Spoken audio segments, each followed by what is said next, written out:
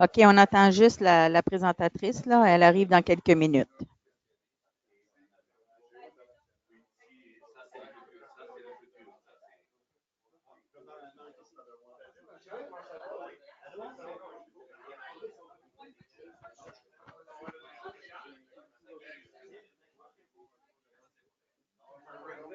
Elle arrive.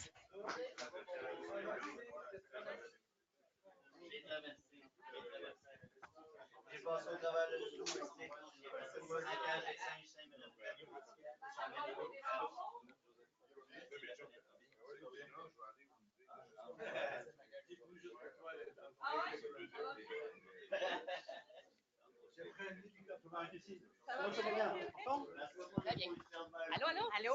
Tu vas être sur caméra? Est-ce qu'on t'a l'avisé? Est-ce qu'on t'a l'avisé? Est-ce qu'on t'a l'avisé? Ouais, c'est bon, on a l'avisé. Faut que tu accroches ça en quelque part. C'est une niaise, là. Y a-t-il une poche, ça? C'est une vraie poche? Dans le dos. Je vais te mettre dans le dos. Je vais utiliser ça. Là, ici.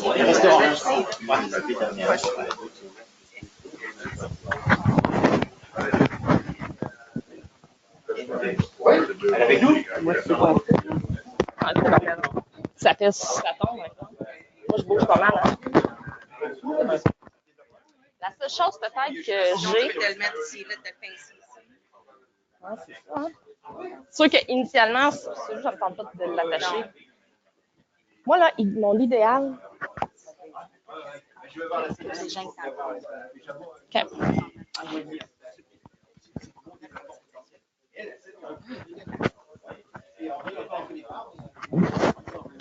Mon idéal, c'est si j'étais capable d'avoir soit une chaise comme ça, parce que en fait, j'ai des.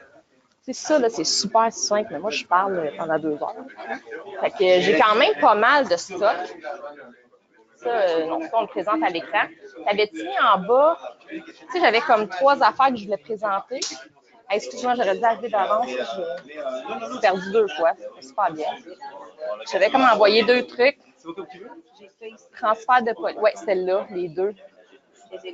Puis, OK, on peut-tu les ouvrir? Puis, est-ce que toi, tu vas rester là? Oui, c'est moi qui. Super, OK. Fait que je peux te dire de switcher slide, OK. OK.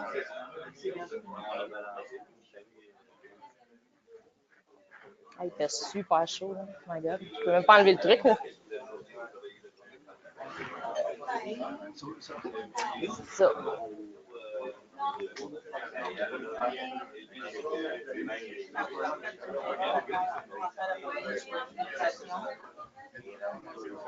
OK. T'as-tu une place? La dernière fois, vous avez un flip chart. Fait que moi, j'avais tout amené pour pouvoir écrire, faire des dessins. Je peux-tu faire des dessins? Ça, c'est un tableau? Je peux-tu écrire sur ce tableau-là? J'ai-tu les crayons qui sont là?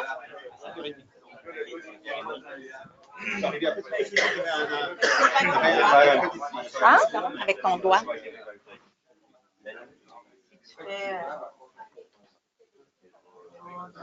C'est ben trop high-tech pour moi, ça. Je te dis, t'as pas un tableau flip chart? Pour de vrai, là. Oui, j'en ai un. OK. Ça va être assez clair, par contre? Ben oui, tu sais comment je suis, moi. Je suis power flip chart. Ça va bien? Ben oui! C'est ça, quand tu me dis à mardi, je dis, il va être là, c'est le fun. Ben ouais, j'espère. C'est super le fun. Ouais. Ouais.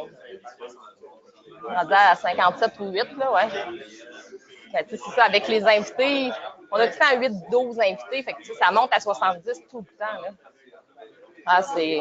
Mettons que les 30 secondes sont rapides, là, tu sais. Ben, c'est ça. Moi, dans le fond, je fais juste un pitch comme rapide. En tout cas, bref, on a le temps de jaser 2 secondes après. Bon.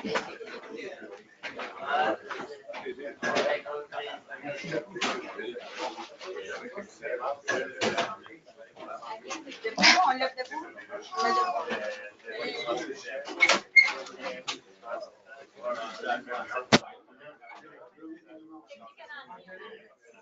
Ça va bien?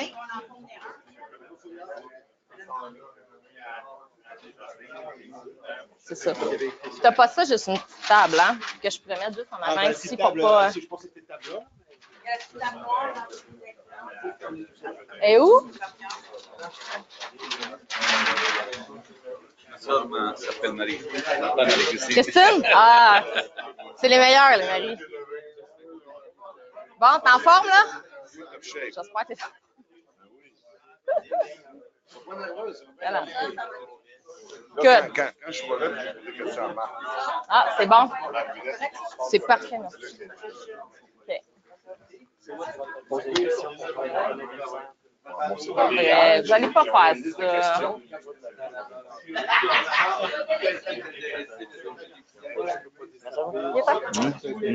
J'ai pris ma pain dans le cou. Bon, c'est parfait, ça? C'est parfait pour toi? Ouais. Bon. Je vais vous demander de prendre place. Lucie, tu me dis qu'on peut y aller? Hein? Moi, ça me va. C'est quoi? J'ai pas mis les souliers qui vont avec. OK. Bon. Est-ce que tu me présentes? Oui. OK, d'abord, je pense. OK. Ah non, c'est OK, est-ce qu'on m'entend? C'est correct? Je vais vous demander de prendre place. Bienvenue à vous tous cette journée de fiscalité. Pour certains d'entre vous, vous connaissez Jean-Marie-Christine Tétrault, qui est notre alliance stratégique spécifiquement dans le marché corporatif au niveau de la fiscalité. Aujourd'hui, donc, un premier volet au niveau de la formation. C'est bien important qu'on veut avoir votre opinion sur le déroulement de la rencontre, après la rencontre, sur les sujets que vous aimeriez discuter. Évidemment, Marie-Christine souhaiterait donc collaborer avec vous sur des dossiers bien précis. Et puis, donc, c'est la capacité aujourd'hui d'initier des cas que vous allez peut-être avoir dans l'idée en disant, tiens, très bien que je puisse emmener Marie-Christine sur le terrain auprès de tel ou tel client. Donc, c'est une façon d'avoir un outil encore en plus avec vous et de pouvoir donc l'intégrer dans votre vie de tous les jours. Un grand merci à Bob Denis qui a collaboré aussi à la journée aujourd'hui et puis qui a partagé aussi certaines prérogatives avec Marie-Christine pour qu'il y ait une adaptation entre quelqu'un qui est en dehors de notre milieu traditionnel et puis un autre milieu traditionnel pour qu'il y ait un arrimage qui soit le plus efficace possible. Sans plus tarder. Je veux te dire que c'est pas souvent la première fiscaliste que je rencontre. C'est une ouverture d'esprit. On commence même à comprendre les concepts de finance qu'on faisait de l'avant, l'incorporation. Ça, t'en as pas beaucoup. Prendre soin, parce que vous êtes tous ici en développement, vous n'avez pas encore atteint tous votre niveau de maturité en termes de développement des affaires. On a toujours une phase de progression. Et puis, qu'est-ce qui est intéressant au niveau des alliances stratégiques, c'est de travailler avec des gens qui ont le même type, qui ont faim, qui ont envie de grandir. Et puis, quand Martin Forget, merci Martin, m'a présenté Marie-Christine, c'est tout de suite qu'est-ce qui est séduisant dans Marie-Christine, c'est le fait que elle veut grandir, elle peut apprendre et elle peut collaborer et être efficace. Donc, sans plus tarder, je vous laisse la parole, Madame Tétrault. Parfait, merci. Juste faire une petite parenthèse, on a 5 personnes encore à distance qui nous écoutent. Alors, quand vous avez une question, on va essayer de parler fort pour ceux qui sont en arrière, les délinquants. Puis une personne à la fois pour que ça soit clair, parce que le commentaire qu'on a souvent, c'est elle répond quelque chose, mais ils ne savent pas ce qui s'est dit, ils ne savent pas les commentaires. Est-ce que tu veux que je répète la question? Oui, c'est quelqu'un qui a payé, mais bon, on va essayer de. J'ai ça du jour un matin, ça donne un demi. Puis pour ceux qui sont à distance, je ne répéterai pas tous les commentaires nono de chaque personne ici dans la salle. Vous savez de qui je parle. Fait que ma ligne de trouble, c'est la dernière, c'est ça? Fait que celle-là, j'aurai de la difficulté? Ah, les bouts, OK, parfait. Marminette particulièrement. Super. Bon, alors aujourd'hui, comme l'a dit Bob, on essaie d'arrimer ensemble fiscalité et assurance. C'est pas, comme vous le savez, j'ai pris connaissance de vos commentaires là, de la première fois que je suis venue vous voir. Et effectivement, il y a un petit décalage entre ce qui se fait en fiscalité puis ce que vous faites en assurance. Malheureusement, je pense que les deux vont très bien ensemble et on aurait tout intérêt, et l'intérêt dans l'intérêt de nos clients respectifs aussi, à collaborer ensemble. Peut-être juste en commençant pour ceux qui n'étaient pas là la dernière fois que je suis venue me présenter. Donc, Marie-Christine Tétrault, comptable agréée, maître fiscaliste. Et puis, donc, je suis à mon compte depuis 1 an et demi et disposée à travailler avec les gens d'assurance. En fait, vous êtes en grosse partie ma clientèle. Donc, comptable, notaire, avocat fiscaliste parce qu'ils ne font pas les calculs et planificateur financier, conseiller financier. Aujourd'hui, on a décidé de vous parler, dans le fond, des financements des conventions d'actionnaires. Qu'est-ce qui se passe au décès? Donc, des techniques pour éviter la double imposition. Est-ce qu'il y a moyen de le faire? Oui, on va vous en parler. J'ai décidé de vous parler de la retraite assurée, de l'estate bond et, si on a du temps, des dons planifiés. Financement des conventions d'actionnaires. Dans chacun de nos mémos fiscaux, on fait des réorganisations et on leur dit, en passant, n'oublie pas, fais une convention d'actionnaire. Ça reste comme ça. N'oublie pas, il faut que tu t'assures la vie de tes personnes clés, de tes actionnaires clés. Nous, après ça, on s'en va. Est-ce qu'ils le font? Pas tout le temps. Donc, c'est là qu'on doit travailler ensemble. Convention d'actionnaire, à quoi ça sert? C'est dur sur un marché, une petite entreprise, de dire, ben, c'est facile, c'est des actions de belles, là. Ça va super bien à revendre s'il y a un décès ou quoi que ce soit. Mais quand tu as des actions d'une société privée, ça ne se revend pas demain matin comme ça. Premièrement, parce que c'est avec un nombre restreint d'actionnaires. Deuxièmement, des compétences assez particulières. Ça ne se revend pas demain matin comme ça. À quoi ça sert une convention d'actionnaire? À créer un marché pour ces actions-là. C'est important. Donc, c'est dur à vendre ces actions-là, puis on veut protéger, dans le fond, l'actionnaire qui, pour une raison quelconque, on va le voir tout à l'heure, peut décider de se retirer, ou protéger l'actionnaire restant s'il y a eu un décès, une invalidité ou autre. Donc, on veut protéger aussi la compagnie. On va voir que ça peut créer des solides problèmes. L'importance des conventions d'actionnaires. Parfait. Ça couvre quoi les conventions d'actionnaires? Je pense que vous le savez pas mal. Ça couvre les décès, les invalidités. Est-ce qu'il y a un départ? Est-ce qu'il y a une mésentente, un désaccord qui fait en sorte qu'on est 50-50, mettons, on n'a plus moyen de s'entendre, plus capable d'être dans la même pièce? On ne s'entendra pas, tu vas dire noir, c'est sûr, je vais dire blanc. Ce type de désaccord-là qui vont amener une impasse, qui vont amener, dans le fond, probablement une possibilité pour la compagnie même de se liquider ou d'être mise en difficulté financière. Les cas de fraude. La plupart du temps, on a une section sur les cas de fraude, c'est important. Pour ça, moi, je ne les rédige pas. Je fais juste en lire à peu près 25 par mois, mais je ne les rédige pas.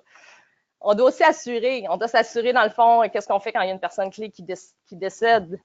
Il y a des choses à faire. Est-ce qu'on veut être pris? Il y a des histoires d'horreur. Tu es pris avec la succession, ça tombe bien. Son fils, il avait justement le goût d'avoir une entreprise. C'est un leader dans sa tête.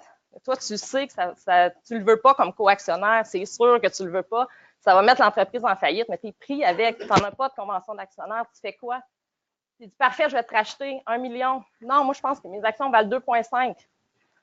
Ça ne vaut pas 2,5. Là, tu es pris avec. Tu es prêt à essayer de t'entendre avec ou, en fait, c'est ça, tu es pris. Tu vas aussi bien de... Avant. Hein? Dans le fond, on fait un petit contrat, une petite convention, ça ressemble à un contrat de mariage. On ne signe pas quand on se divorce, on le signe quand on se marie. Quand ça va bien, on le signe. Quand ça va mal, on le sort. C'est comme ça. Fait que, effectivement, des histoires d'horreur, donc la succession qui rentre, et que tu veux qu'elle sorte. Des choses comme je te demande de me racheter, parfait, on met la société en liquidation. Il y avait 50% plus 1. Toi, tu veux continuer à l'exploiter. Ça ne fonctionne pas. Là. Lui, il a décidé que son ego prenait le dessus, il liquidait tout ça ou il demandait un prix déraisonnable. Ou l'autre chose, ça peut être pour la personne, tu dis, bon, on n'a pas de convention, regarde, je te donne 400 000, la famille est endeuillée, l'accepte, mais c'est à rabais. Tu sais, la personne a travaillé toute sa vie ou pendant 10 ans pour une entreprise, puis on n'arrive pas, dans le fond, à avoir un prix qui est respectable, dans le fond. C'est à ça que ça sert, la convention, créer un marché pour ces actions-là. Il y a aussi des belles histoires, par contre. Quand on exerce la clause shotgun, ça va dans tous les sens. Hein? Donc, je ne sais pas si vous connaissez ici Paul Ryan, qui est un avocat fiscaliste. Le Revenu Québec le connaît, il ne l'aime pas beaucoup. Il n'aime pas l'avoir dans leur dossier. Donc, Paul, dans le fond, une des histoires qui aime beaucoup compter, c'est justement, c'est quand ça va mal, hein, Bob? Quand ça va mal, quoi? Parce que tu ne peux pas dire ça à la caméra, là. Ah, et bon. Ouais, ça, c'est positif, c'est bon, ça. Non, c'est ça. Donc, séparation difficile, divorce, se fait laver, perd tout, se retrouve dans son 1,5, a une belle compagnie en croissance. L'autre actionnaire se dit, ben, tu sais, pourquoi pas le sortir, t'inquiète là. Oui, il a un peu besoin d'argent. On va lui donner 20 cents dans la pièce, il va être heureux. Shotgun, de toute façon, on ne peut pas se faire financer. est à côté. Ça va bien. Fait la clause shotgun. Là, c'est sûr qu'il aurait pu aller en cours, aller débattre des actions, la valeur. Est-ce qu'on est en train de miner un actionnaire minoritaire? Mais quand tu viens de sortir avec les avocats pour un divorce, tu ne peux pas y retourner pour un divorce corporatif. Fait que, bref, la personne prend l'offre, répond pas, s'en va chez son principal compétiteur. Qu'est-ce que tu dirais? D'acheter la compagnie pour 40 cents dans la pièce. Une condition, dans 10 jours, l'argent doit être dans le compte de banque. Parfait. Fait que reviens, fais un chèque, rachète. Des fois, ça finit bien. Mais il faut se protéger contre des choses comme ça. Fiscalement, je pense que la plus grande difficulté, puis la difficulté que vous avez, ce que vous faites, c'est d'arrimer tout ça. On a besoin de combien? Ça vaut combien? On est assurable pour combien? Ça, c'est la grosse question. Donc, c'est d'arrimer, dans le fond, les besoins de la famille, les besoins de la société. La famille a peut-être besoin de 4 millions pour continuer à vivre son beat, là. Peut-être que la compagnie, si on a 4 millions, ça va la mettre en difficulté financière. On est encore là? Oui, on est encore là. La problématique des conventions d'actionnaires, il y a des beaux côtés et des côtés où est-ce qu'il faut faire attention, c'est que c'est un contrat en vertu du Code civil. Une fois que tu as signé ça, les deux personnes ont signé ça pendant que ça va très bien, pendant qu'il y a personne qui est décédé, pendant qu'il y a personne qui est invalide, ça lie quand même les parties, ça lie dans le fond la succession de la personne qui va décéder éventuellement, ça lie la société. C'est une obligation légale pour la société de faire certains actes, puis pour la succession et l'actionnaire restant de poser d'autres gestes. Si ça doit absolument être financé, je pense que c'est là que vous avez un rôle assez important à jouer. Si c'est pas financé, ça sert à quoi? Parfait, on signe ça demain matin, je te rachète 5 millions. La compagnie, elle n'a pas 5 millions, elle est incapable de l'emprunter ou ça va la mettre trop en difficulté financière. Puis moi, personnellement, comme co-actionnaire survivant, je ne l'ai pas non plus. On fait quoi? On liquide. On va avoir la valeur de réalisation, peut-être 1 million. On n'aura pas vendu notre achalandage ou rien de ça. Fait que ça amène dans le fond que des fois, on a une belle convention, elle est béton. Puis là, quand on arrive à la faire exécuter, elle est juste inexécutable. Elle est caduque à sa base même parce qu'on n'est pas capable. Elle a beau être en or, là, honnêtement, si vous n'êtes pas arrivé dans le décor pour la faire financer, toutes ces clauses-là, faire financer ces clauses-là, ça ne sert pas à grand-chose. Deux choses, ça peut mettre la société en difficulté. Puis l'autre chose, on peut avoir juste une belle assurance vie. J'ai une belle assurance vie de 5 millions sur la vie de l'actionnaire décédé. Ça va bien. Est-ce que j'ai une obligation quelconque de racheter les actions? Non. Avec cet argent-là d'assurance vie qui était sur la tête de la personne décédée. J'en ai aucune. J'ai aucune convention qui m'oblige à faire quoi que ce soit, là. Fait que je peux dire, je rembourse des fournisseurs. Je vais peut-être, je pense que je vais te racheter 1 million. Puis je peux, dans le fond, la compagnie peut faire ce qu'elle veut avec ces fonds-là si elle n'est pas binding avec une convention. Il y a aussi certains trucs, hein. Des fois, il y a des délais qui sont très courts. Fait que ça va bien de dire, on va te racheter pour 1 million. Il faut que l'assurance vie, si on en a une, soit entrée.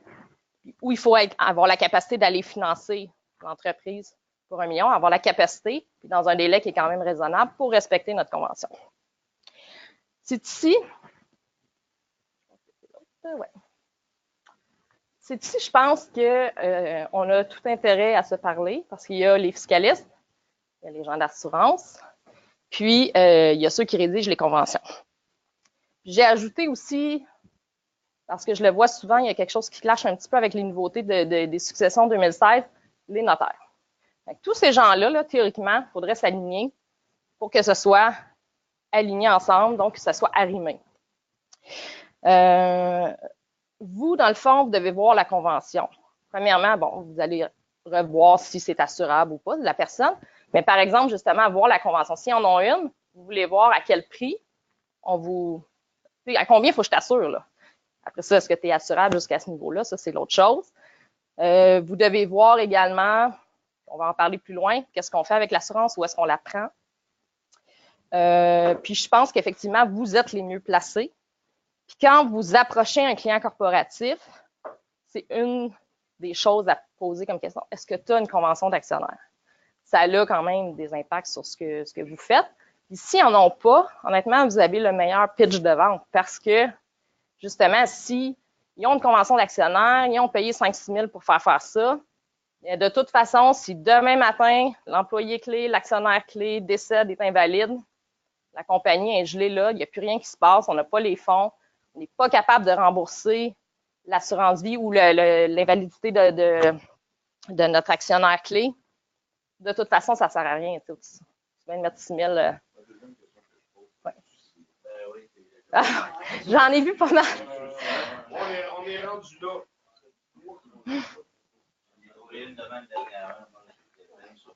Elle n'était pas signée?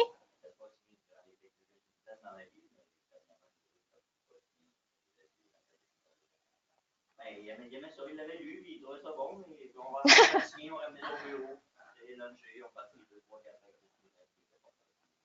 Mais elle était bonne, il l'aimait. Ben écoute, je pensais pas dire que l'importance c'était aussi de la signer, je pensais de la faire faire, mais on va ajouter que l'importance d'une convention d'actionnaire, c'est qu'elle soit également signée. Ben c'est ça, on va la faire exécuter, il n'y a personne qui l'a entériné.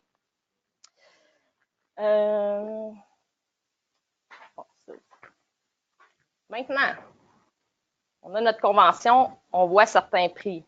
Vous allez voir, là, il n'y en a pas une qui est pareille. Premièrement, ça dépend des événements. On s'entend que si je dis je te rachète à la valeur marchande s'il y a un décès, OK. Si, par exemple, l'actionnaire a fraudé, notre co-actionnaire a fraudé, pas te racheter à la valeur marchande. Donc, il y a probablement, puis vous allez les voir, là, il y a beaucoup de clauses. Mettons, en cas d'une fraude, c'est 40 de la valeur marchande, moins les sommes que tu dois restituer. Souvent, il n'en reste pas beaucoup. Donc, je l'ai vu dernièrement dans un ça s'est soldé, dans le fond, en cours à 40 Fait que c'est pas, ça arrive. Il y en a que c'est la valeur comptable. Il y a autant de conventions, il y a autant de prix, dans le fond, que de conventions. Valeur comptable, ça oublie quand même une variable qui est quand même assez importante, l'achalandage.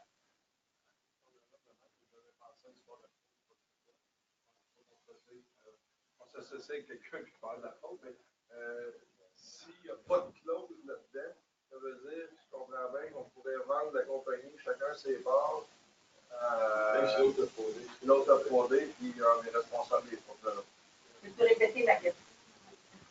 En fait, la question qu'on me pose, c'est s'il n'y a pas de convention, dans le fond, il n'y a rien sur la fraude dans la convention, puis qu'il y a effectivement une fraude, qu'est-ce qui arrive avec l'autre actionnaire qui est restant? Est-ce qu'on doit racheter? Je vais dire que ça peut porter à interprétation. Est-ce que c'est la valeur marchande? Je veux me retirer. Il doit y avoir une clause sur le retrait des affaires. Je veux me retirer finalement. Après m'être fait prendre, puis j'ai volé 1,4 million, j'aimerais peut-être ça m'en aller. Puis, hein? Ben oui, c'est ça. By the way, je pense que je vais m'en aller par là, tu sais, pendant que ça chauffe un peu. Mais parfait, mais mes actions valent par ailleurs 2. J'aimerais ça que tu me donnes aussi mon 2 après avoir pris 1,4. C'est assez, c'est ça. Donc, je pense que souvent, vous allez l'avoir, cette clause-là est intéressante. Elle n'est pas le fun à financer, je pense qu'elle se finance vraiment. Là. Ouais. Combien?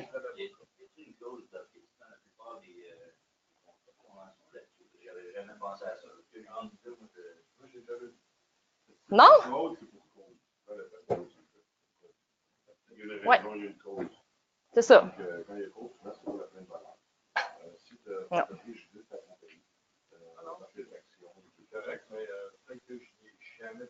Non, c'est ça. C'est ça, il y a les clauses d'exclusion aussi, là. Donc, entre autres, celle-là. Si tu es reconnu coupable de fraude, tu es kické out, mettons à 40 de la valeur. Est-ce qu'on y va avec une valeur comptable plus un pourcentage de l'EBITDA? Dans le fond, ça va dépendre, mais vous, c'est important. Puis on va en parler tout à l'heure de la flexibilité. Là, c'est quand même assez important de lire la section sur combien. J'ai besoin d'assurance pour combien, finalement. Est-ce qu'il y a des clauses qui demandent une évaluation par un expert? Ça arrive. Une valeur marchande, ça peut être débattable. Je peux penser que moi, mes parts valent 3 millions. Toi, tu peux penser que ça vaut juste 2,5. On peut en discuter longtemps. Hein? En tout cas, je vais m'abstenir de commentaires. Vu que tu n'es pas sur la dernière ligne, là, tu es correct. T'as comme... Ouais. Quand moi, je regarde, c'est le même bout, les mêmes revenus. Donc, c'est la méthodologie de calcul.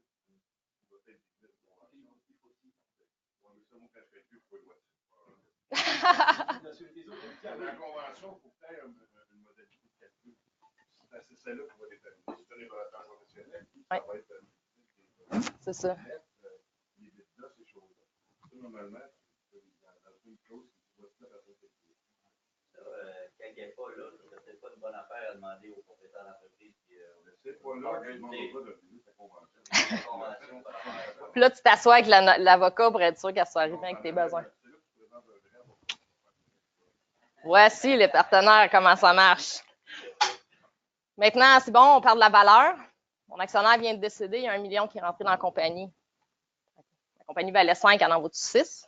Non. Donc, il faut l'exclure. Donc, spécifiquement, surtout pour les clauses d'assurance invalidité, assurance maladie grave, et on va présumer, dans le fond, que c'est juste avant.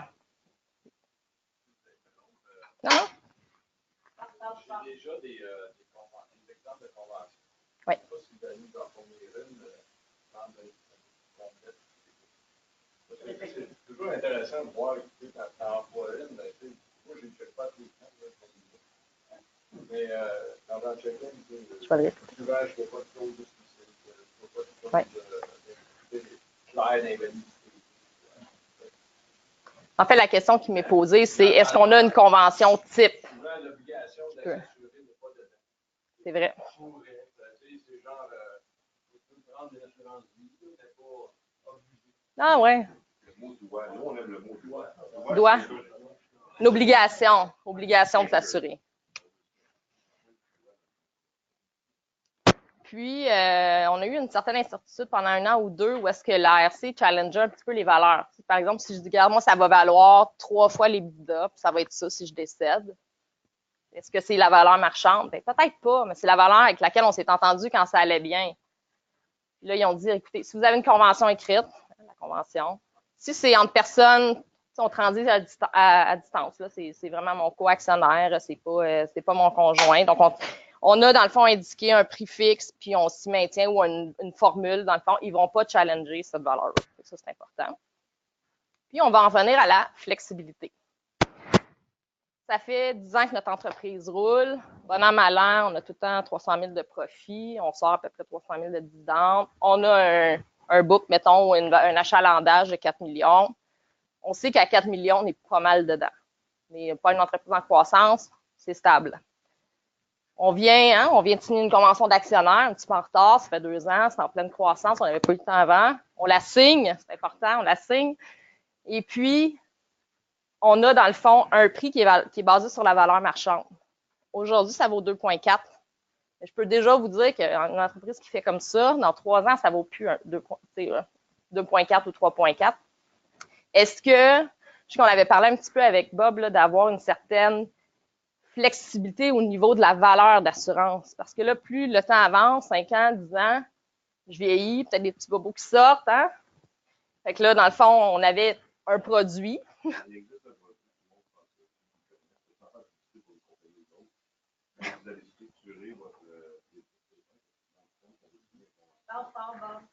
On va souvent utiliser du terme au début des conventions. À ce moment-là, c'est de racheter la d'aller chercher actuellement le marché. Ce que tu as besoin de faire pour activer ça, c'est seulement donne des états financiers. Ça pas c'est comme tu sais, dans des polices familiales, vous avez la garantie d'assurabilité. Dans le fond, ça devient ça, c'est comme la garantie d'assurabilité corporative. Et ça coûte un rien. Les gens, il y en a ça qui viennent s'asseoir en avant parce que tu parles beaucoup et ils n'entendent pas. Ça va pas repartir, c'est pas grave. On ne prendra pas perso. Ceux qui sont à distance, ils veulent entendre ce que tu dis parce que c'est très pertinent ce que tu dis. Parce que l'écho est là sur ma table. Oui, il faut que tu viennes te coller là. Les gars, hein? On avait dit qu'on en parlerait en avant. Les gars, donnez-moi mon 20$.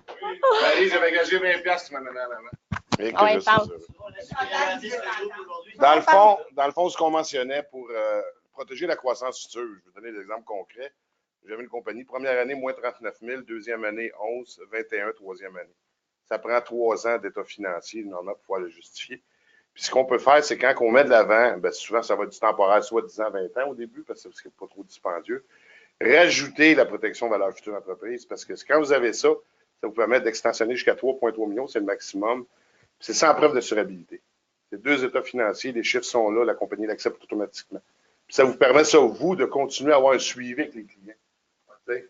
Parce que souvent, on fait ça, puis on est tellement content, on vient de vendre 2 millions de T10, 16 000 piastres de prime, on est comme de la merde. Dans le fond, on peut vendre 40 000 piastres si on continue avec le client. Manu.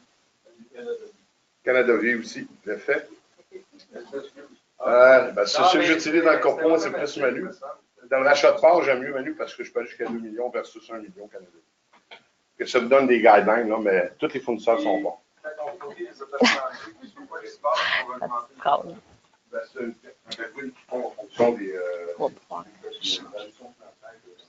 Dans vos prochaines, oui, c'est ça.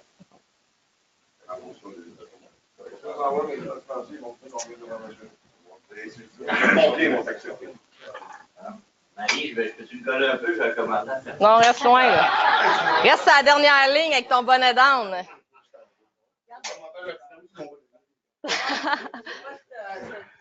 dis que 28 temporaires prendre la PBE.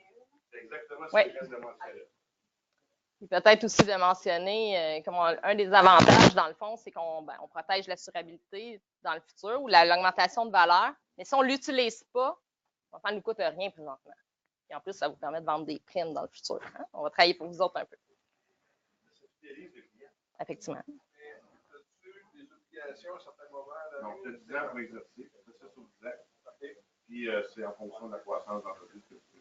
Jusqu'à 3 points. OK, fait que si 2-3 années, il n'y a pas vraiment de croissance, t'en fais pas, demandez-moi qu'il y en a, exact. Tu le prends, pas de problème.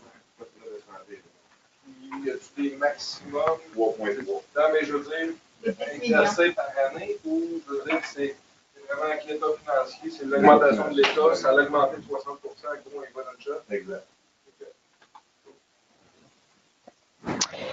Bon, maintenant, on a une belle convention pour la financer.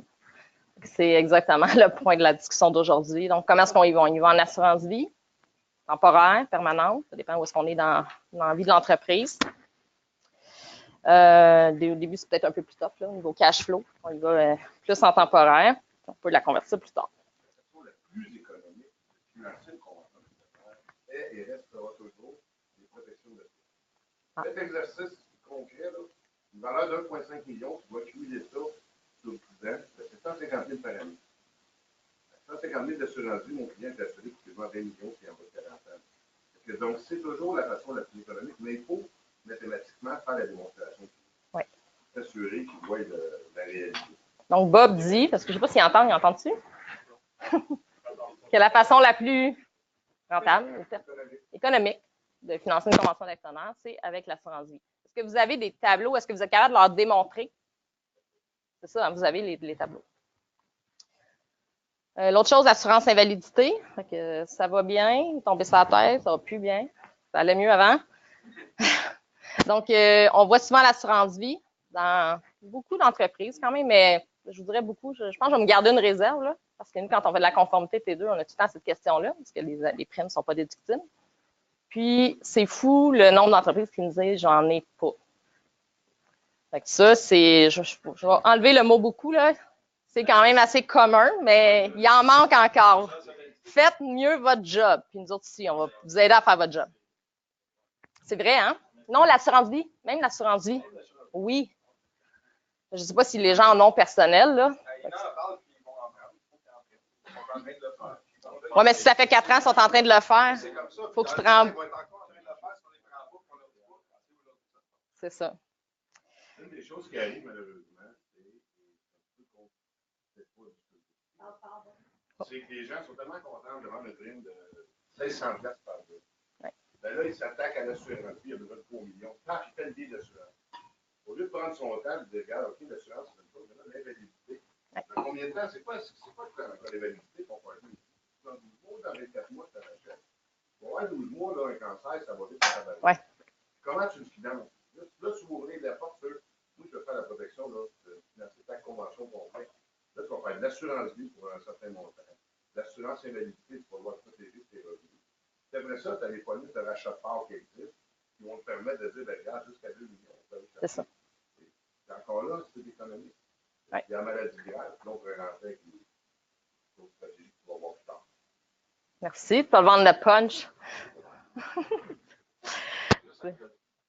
Ouais, c'est ça. C'est un petit teaser, là. Non, mais c'est ça. Assurance invalidité, j'ai regardé un petit peu les statistiques. On a quand même 8 fois plus de chances dans la vie active, notre vie active avant la retraite, là. Dans le fond, d'être frappé par une quelconque invalidité versus mourir pendant notre vie active, là. Fait que quand même, je trouve que c'est quelque chose qui est à penser. Souvent, c'est des actionnaires clés. Moi, j'ai une société présentement, c'est 2 actionnaires. Je te dis, ils peuvent pas. Eux, dans le fond, je leur ai dit, est-ce que cette compagnie-là va être vendue un jour? Ils ont dit non. Quand un des deux s'en va, je te dis, c'est 2 cerveaux qui ne font qu'un. Puis c'est tellement spécifique que il n'y a personne qui va pouvoir, c'est ça, exactement prendre la relève d'un des deux. Fait qu'au décès, c'était quand même assez important parce qu'au décès d'un des deux, là, le cash qui rentrait à coût de 500 000, il n'y en a plus. C'est fini. Fait que c'est quand même assez important. Donc, puis même invalidité. Oui, ça coûte plus cher. Ça va? C'est le téléphone de quelqu'un qui vient. Ah, OK, c'est bon. Ça, honnêtement, pour ceux qui sont chez eux, là, on a vraiment plus de fun ici. On a de la misère pas avec la dernière ligne, là, mais ils sont encore en contrôle, ça s'en vient. D'habitude, on perd le contrôle après 30 minutes avant avoir commencé. Oui, c'est plus cher, parce que oui, c'est plus risqué, hein, on s'entend que c'est ça. Puis il y a aussi plus de risques de fraude. Faker sa mort, c'est un peu plus dur que faker une invalidité quelconque. Puis il y a aussi quelque chose que je vois moins souvent pour financer les conventions d'actionnaires, mais l'assurance maladie grave. Je ne sais pas pourquoi, est-ce que c'est le coût? Est-ce que, pourtant, le coût, il devrait pas être si pire que ça versus l'invalidité, mais y a une raison pour laquelle, je ne sais pas, je peux te... Maladie grave, oui. Ah, c'est pour ça. Bon. Souvent, le bonus, tu vas l'avoir le SDF, les valeurs sont très importantes. Ouais. En bas de 2 millions, ben, souvent, je te parle le coût, donc c'est correct avec ça, c'est beaucoup moins que OK. c'est payable en 12, 24 ans. Parce que maladie grave, tu survis 31 jours après, à chaque année. Oui. Mais souvent, si tu veux vraiment conduire, parce que tu as des comptes qui sont rétribués, par exemple, qui 38 mois, qui 24 mois, puis tu as une valeur individuelle d'actionnaire de 4 millions et plus. Tu peux, en invalidité, c'est 4 millions, on va dire, tu peux aller chercher. C'est pas la fin du monde. Mais l'extrême excédent, c'est quasiment des réserves pour que les compagnies prennent, ou ça va être du financement. Ou de la dette, c'est ça. Donc, il faut qu'il aille se chercher une dette supplémentaire. Donc, c'est là que la maladie grave peut devenir plus intéressante.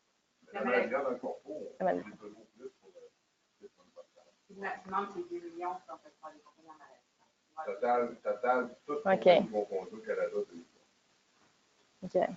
C'est pas... Pas fin de compte. On va juste faire un petit... Est-ce que les gens vont voir si je m'en vais là? Oui, je vais juste le sortir OK. parce qu'on sait qu'on voit le flipchart à moitié. Ah, OK, parfait. Ah, c'est bon, ça. Dans la vue des gens à distance, on le voit bien.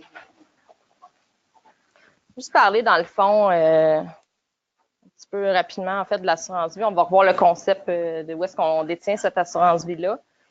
Je pense que autant que les fonds corpaux ont repris un petit regain d'énergie après, dans le fond, les nouvelles propositions là, qui sont venues, dans le fond, bloquer, qui sont venus, c'est ça, sur les revenus de placement, qui sont venus dire, bien, si on a trop de revenus de placement, donc un revenu de placement qui excède 50 000 $, c'est quand même pas beaucoup, là, quand on fait, mettons, de la location immobilière, c'est pas trop long qu'on l'a dépassé. On vient perdre au fédéral, dans le fond, notre petit taux d'impôt, notre déduction pour petites entreprises. On paye le gros taux d'impôt. Ce que ça amène, en fait, c'est que l'assurance vie va redevenir un peu plus à la mode. Un actif plus sexy, selon Bob. C'est la première fois que j'entends parler de l'assurance vie comme ça, mais un actif plus sexy. Donc, effectivement, le placement dans la police d'assurance vie est exonéré versus, si on en met de côté, on a du revenu de placement qui est imposé au gros taux quand même. Puis, qui, en plus de tout ça, ce revenu de placement-là vient, dans le fond, affecter ton opérante en augmentant son taux d'imposition. Donc, l'assurance croisée. Je pense que ça va quand même bien. On va juste revoir peut-être les... Oh. Hein? L'équité. Oui, mais là, j'espère que on ne peut pas dire Effectivement.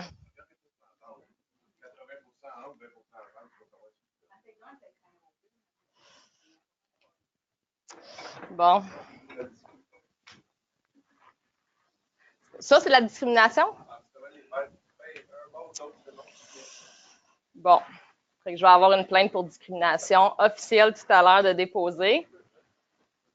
Donc, on a monsieur ou madame, il n'y aura pas de discrimination. Monsieur, il ne va pas vraiment mieux le bleu, finalement. Ça va peser plus fort, mais je ne te dis pas son état quand j'aurai terminé.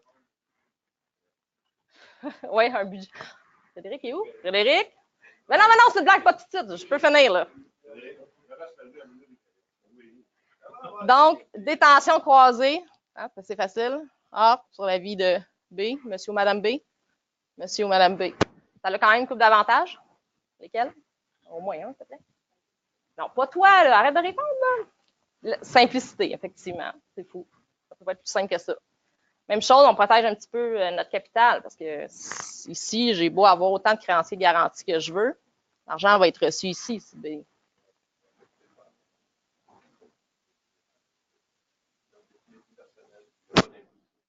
Exact. Libre d'impôt, on peut le racheter. Madame ou monsieur B, madame B, dans le fond, parce que ses actions sont achetées, on peut prendre la déduction. Ça peut être intéressant. On va voir plus tard qu'on peut même la doubler si madame a une conjointe ou un conjoint. C'est correct? Aucune discrimination, je te dis. Je vais m'en sortir. Aussi, ça peut aller loin. Pour fin de simplification, le masculin sera finalement utilisé. Ça a aussi un autre avantage, outre la simplicité. J'ai acheté ces actions 500 000. Je suis rendue avec toutes les actions. Les miennes qui avaient un coût de 100 $. Puis les nouvelles que je viens d'acheter à 500 000. Quand je vais vendre, mon PBR, mon coût à moi, il est rendu à 500 100. On part de là. Donc, j'ai comme utilisé ça déjà à lui. Des avantages. Bon, on ne peut pas déduire les primes, effectivement. Ça coûte aussi un peu cher parce que si j'ai 1 000 $ à payer ici chaque mois, il faut que je m'en sorte au moins 2. C'est l'impôt, il en reste 1 000. Un des points, puis on en a parlé tout à l'heure avec la convention, c'est qu'est-ce qui m'oblige. Moi, je suis un petit peu en difficulté financière, là. Comme ça, à payer mes cartes de crédit. 1 000, c'est pas mal. Fait que je l'aurais mis ailleurs. Peut-être que je me suis acheté un bateau aussi. Mais bref, c'est plus ma priorité de payer ces primes-là. Est-ce que cette personne-là est protégée? Dans le fond, sa succession est protégée? Pas vraiment. Il n'y a rien, dans le fond, qui... C'est un peu... Je ne sais pas si ça se fait là, dans la vraie vie d'aller demander une preuve d'assurabilité, mais il peut l'avoir cancellé le lendemain de sa preuve aussi. C'est un peu dur de savoir si il paie les primes. L'autre chose, c'est qu'on a une détention croisée, il faut quand même bien. Mais là, si on rajoute une couple de petits bonhommes, ben c'est là-dessus, là-dessus. Okay.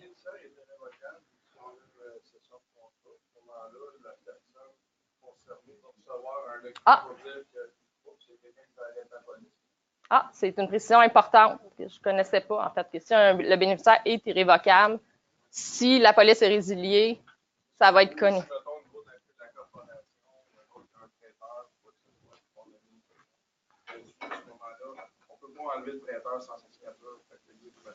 OK. Fait que ça vient un peu diminuer ce risque-là. C'est important. Même chose, là, on a lui, 25 ans, lui, 50 ans, oups, une petite crise cardiaque, l'assurabilité devient plus différente. Il fume.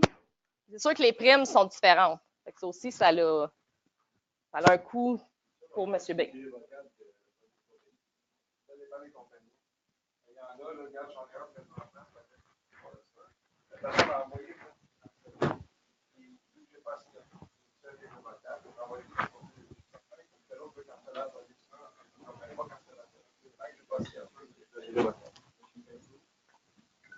L'autre va le savoir, fait qu'il a le droit de continuer à briller. L'assureur va dire. Les bénéficiaires irrévocables. Non, les bénéficiaires irrévocables, j'ai jamais vu de demande d'arrêt. Écoute, honnêtement, c'est complètement nouveau. Je n'ai pas vu ça avant. Et il commence là-dessus. Au moins, il va y avoir eu des poursuites. Ouais. Parce que le bénéficiaire, c'est dingue. Moi, je t'ai révocable. Ce qui arrive, des fois, Benoît, c'est que quand il y a un changement quelconque à la police, il demande quelque chose, une modification, il demande toujours la signature du bénéficiaire révocable. S'il ne paye pas, ça, j'ai jamais vu le bénéficiaire en CC, là, mais il y a juste à faire un arrêt de paiement. C'est ça. Pas le bénéficiaire irrévocable. Non. C'est différent, voilà. Mais pour toute modification de police quelconque, si tu veux changer de bénéficiaire, il ne peut pas. Non, c'est ça. De toute façon, c'est pas la De toute façon, tu mets toujours propriétaire, bénéficiaire, assuré. L'assuré, c'est le B. Toi, t'es B, t'assures A, t'es propriétaire, t'es payeur, puis regarde le bénéficiaire aussi. T'assures pas toi, t'assures l'autre. Ouais. Ce qui est plate, c'est quand il y a 50, tu meurs comme moi, puis toi, t'as 25. Là, tu payes. Mais, ça coûte pas cher.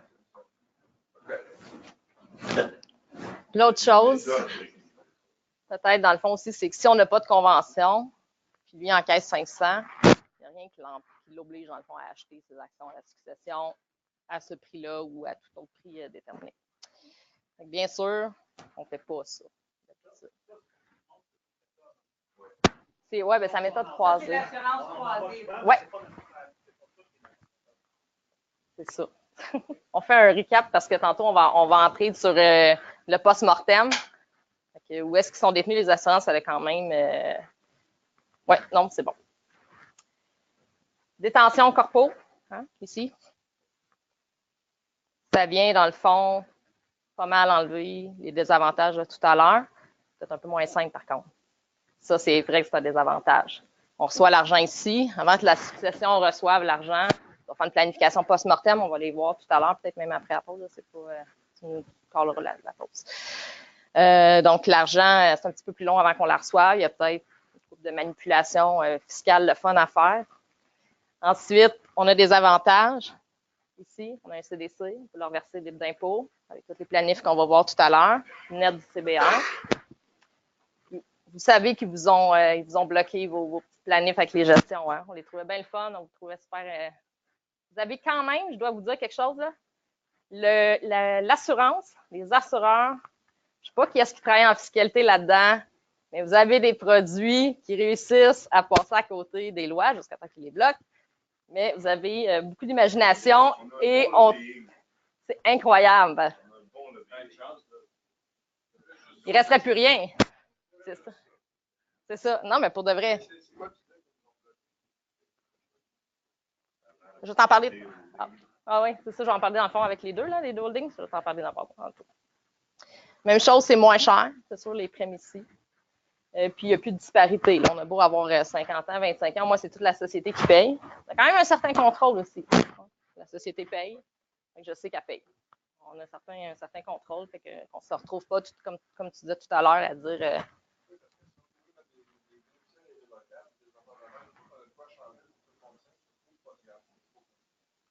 Fait qu'en plus, ça simplifie. OK? Tantôt, je disais que c'est peut-être pas si simple, mais finalement, peut-être ça simplifie aussi. Même chose ici, là, parce que quand on l'avait regardé initialement, c'est beau à deux, là, détention croisée, j'ai une police à la tête de l'autre, il y a une police, mais on est 4, là.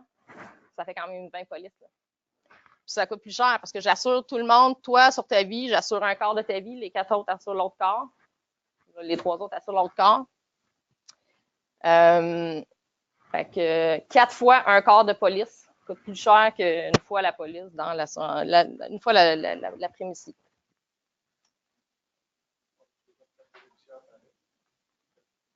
Quatre titulaires. Comment tu aurais. Avec les détentions perso? Keep it simple. Puis, ben effectivement, tu disais tout à l'heure, on met tout le monde ensemble, là, titulaire, bénéficiaire, ça n'amène pas d'avantages imposables. Ça n'en amène si la compagnie elle n'est pas bénéficiaire, mais je ne pense pas que vous faites ça. Seulement, vous mettez la compagnie bénéficiaire, allez chercher le CDC, net du CBR, parfait.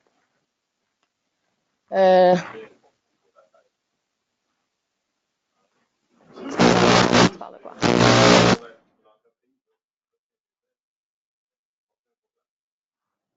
En fait, c'est que si on reçoit 500 puis on a un CBR, mettons 50, ce qui s'en va dans le CDC non imposable, c'est la différence. C'est 450, c'est ça. Le reste, effectivement, si je veux racheter mon actionnaire, je fais un rachat, ça donne un dividende. Je peux y envoyer 450 tax-free, 50 taxable. Ouais. Mais ça ne tend pas à diminuer, comme mon CBR. Ils l'ont rallongé. Oui, c'est vrai. Ils ont revu les. Ça aussi, hein, ça faisait longtemps que ça n'avait pas été changé. Ça ne va pas nos lois de l'impôt. Les autos, c'est jusqu'à 30 000 depuis. Je pense qu'il y a des accents à 30 000 $. On a quand même un petit peu, peut-être un petit désavantage. Quand on regarde, par exemple, si cette personne-là décède, puis théoriquement, cette entreprise-là se qualifie ou se qualifiait à la déduction pour gain capital, ce qui vient entrer, dans le fond, dans les actifs qui ne sont pas admissibles, c'est la valeur de rachat. C'est sûr que plus tu as une importante valeur de rachat, ça se peut qu'on finisse par se disqualifier. Il y a peut-être juste ce petit côté-là à faire attention. Est-ce qu'on avait besoin de revoir les règles pour la déduction pour gain capital ou vous étiez quand même... Bien, on a quand même un buffer, là.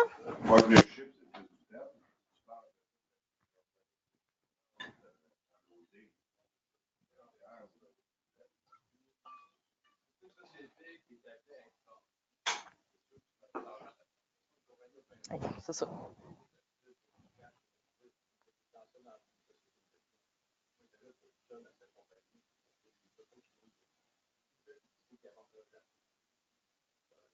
Parce qu'on va le voir tantôt, s'il décide de la vendre finalement, puis il veut la transférer, quand même des coûts.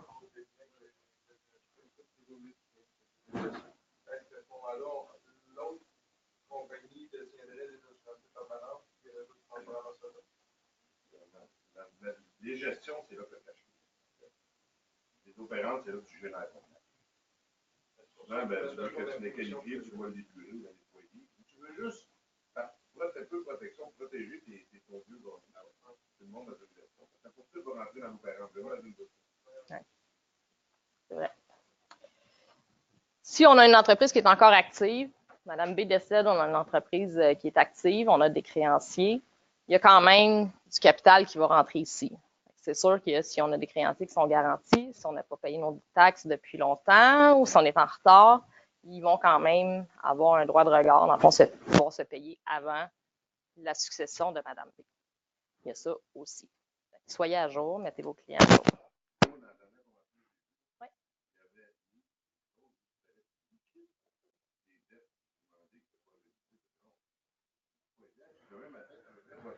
Ah non. 1 million, là, qui rentre. Non. Un nouveau qui était à 7,5. Et on n'a pas d'avantage. Premièrement, tu ne peux pas tirer en preuve, faire une petite valeur. Oui, puis questionne-toi sur la déductibilité des intérêts dans ce cas-là là, aussi.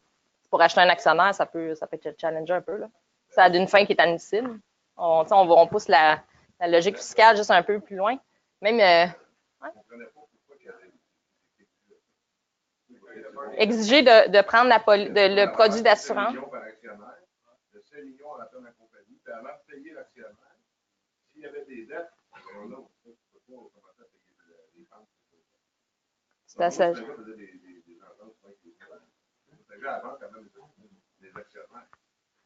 Non, c'est ça.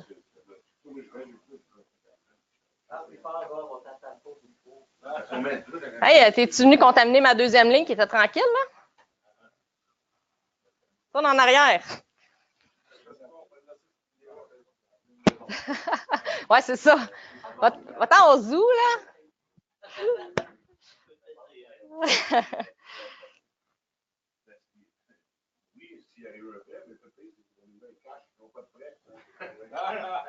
J'essaie de sortir la logique. Je fais un peu de flow. Quelqu'un qui a très peur des dettes, que quand tu as une dette moins de retard, qu'elle soit terrible. Ça va nous mettre dans la convention.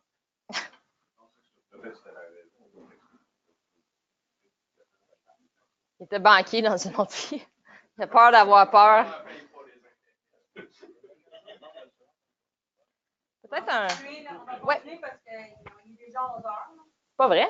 Oui. Fait qu'on va vite. On avance. OK. Des questions, il y a des questions, c'est parce qu'il y a un intérêt. Au pire, j'en ferai une deuxième pour finir mes trucs. Si on a un prêt, si on a des prêts ici d'emprunt bancaire auprès des banques, ce qu'il faut savoir, c'est que souvent, on a des restrictions. On a des ratios à respecter, des restrictions au niveau du versement de dividendes. Ils ne veulent pas que vous stripiez la compagnie. Quand je rachète les actions aussi, on va voir tantôt, là, ça fait partie d'une planification, on peut les racheter. On les rachète, ça donne quoi? Ça donne du dividende sur lequel on va soit faire du CDC, on va prendre notre CDC ou un dividende imposable. Et ou un dividende imposable probablement. Et ou. Un dividende de rachat suite au décès de Mme B, ça reste que c'est un dividende. Ça reste que c'est soumis à tous les tests de solvabilité de la loi sur les sociétés par action. Ça reste que c'est soumis aussi à l'approbation de la banque s'il y a des ratios à respecter, s'il y a des limites au versement de dividendes qu'on peut verser, s'il y a des approbations à recevoir de leur part. Des fois, ça a de l'air beau, là, oups, il y a 1 million qui est rentré ici, ça se peut qu'on ne puisse pas le ressortir rapidement. Fait qu'eux, ils attendent leur argent, ça peut être un peu plus long. Puis, ben là, j'arrive pas vraiment le temps de le faire, mais j'avais, dans le fond, préparé juste un petit tableau sur les impacts de transférer la police après les nouvelles normes, dans le fond. Quand on voulait sortir la police, on l'a dans le OPCO. On vend OPCO. C'est sûr que le vendeur n'est pas intéressé à racheter cet actif-là. Tu veux le mettre dans ta compagnie de gestion. Il y a quand même un avantage qui va être généré par ça. Puis un revenu, pas un gain capital, mais vraiment un revenu qui va être généré dans OPCO. On avait parlé des solutions possibles. On dit tantôt, ben non, on prend tout le temps des gestions. Hein, on va incorporer entre des... Ça ressemble plus à ça, ce que vous faites?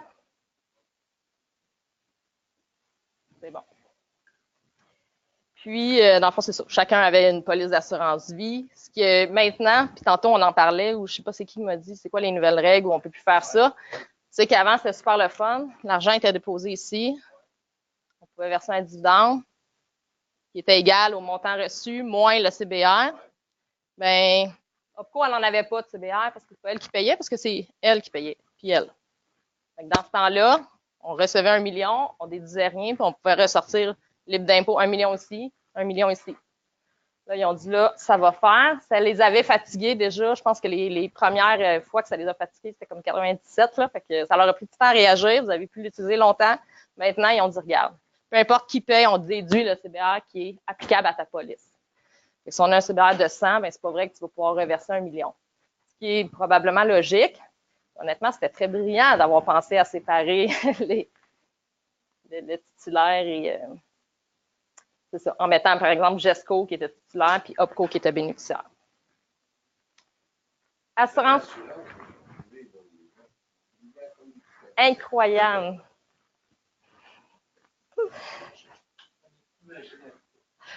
Ça, c'est vrai. Ça, c'est vrai. Honnêtement, ouais. Vous devriez aller travailler à finance. Je suis malade, on perd de la Ah, il y a ça, par exemple. On aurait de pension à vie, fait qu'on devrait conformer avec les patentes d'affaires. Ah non. Là, ce soir, finalement, je ne te parlerai plus, ce serait plate, ça. Je ne leur parle pas. Sauf quand on est obligé. Assurance invalidité, assurance maladie grave. On protège la valeur des actions de la personne qui est invalide. On protège la compagnie parce qu'on vient de perdre quand même une personne importante. Si ce n'est pas prévu, bien, on doit quand même financer cette perte-là. On a une autre dette dans la compagnie, c'est peut-être pas l'idéal non plus. Dans les conventions que oui. Oui. Non, par mois. La clause d'invalidité est souvent invoquée dans ce que tu dis. Oui, il y a tout le temps un truc comme qu'est-ce que être invalide, à partir de quand je peux te kicker out, je dois racheter tes parts. Là, après ça, il y a un bout. Il faut que je te rachète. Mais c'est ça. Parfait. Si tu es invalide plus que 12 mois, je vais te racheter, j'ai 30 jours pour le faire. Bon. Oui, c'est ça. On va refinancer l'entreprise, être assez solide. J'ai-tu des fonds? Il faut-tu falloir que j'injecte mes fonds personnels? Faut-tu que je réhypothèque l'immeuble dans l'entreprise? Puis on s'entend que le délai est souvent court. Là. Quand tu arrives à ton 12 mois, le chèque. Si on veut tout faire des ventes demain matin, on peut tout aller voir n'importe quel client qui a même une convention de rachat qui dit même qu'il est assuré. Ouais. La plupart, il n'y a bien en rachat de part. Il y en a pas. C'est il y a vraiment peu de ventes. Il n'y en a pas fait dans le tapis. Même à travers le Canada. Je pense que c'est au Québec qui en vend le plus. 2-3%. L'assurance invalidité rachat de part? Oui. Puis ils s'en vendent pas beaucoup? Sauf que ce que j'ai compris, là,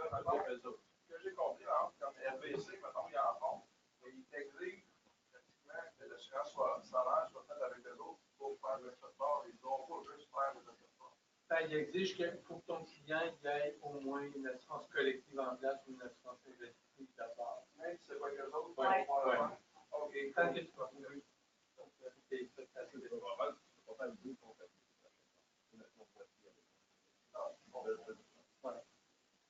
Ah, OK. Ben, moi, c'est ce que je m'avais dit, le gars, la dernière fois. Parce que moi, j'ai dit, j'aimerais ça, tu sais, j'en vendais ça. Ouais, mais tu sais, on ne vend pas juste ça de même, ça prend le salaire aussi. Ce qu'il m'avait laissé entendre. Ah ouais?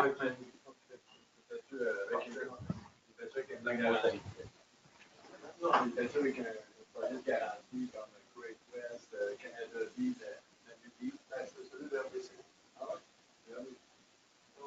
Bonne campagne. Oui. Excuse-nous. Non, non, c'est bon. Continue à parler chinois, je vais aller me promener, aller me chercher de l'eau, je vais revenir. Question souvent intéressante de Marc. Ben oui.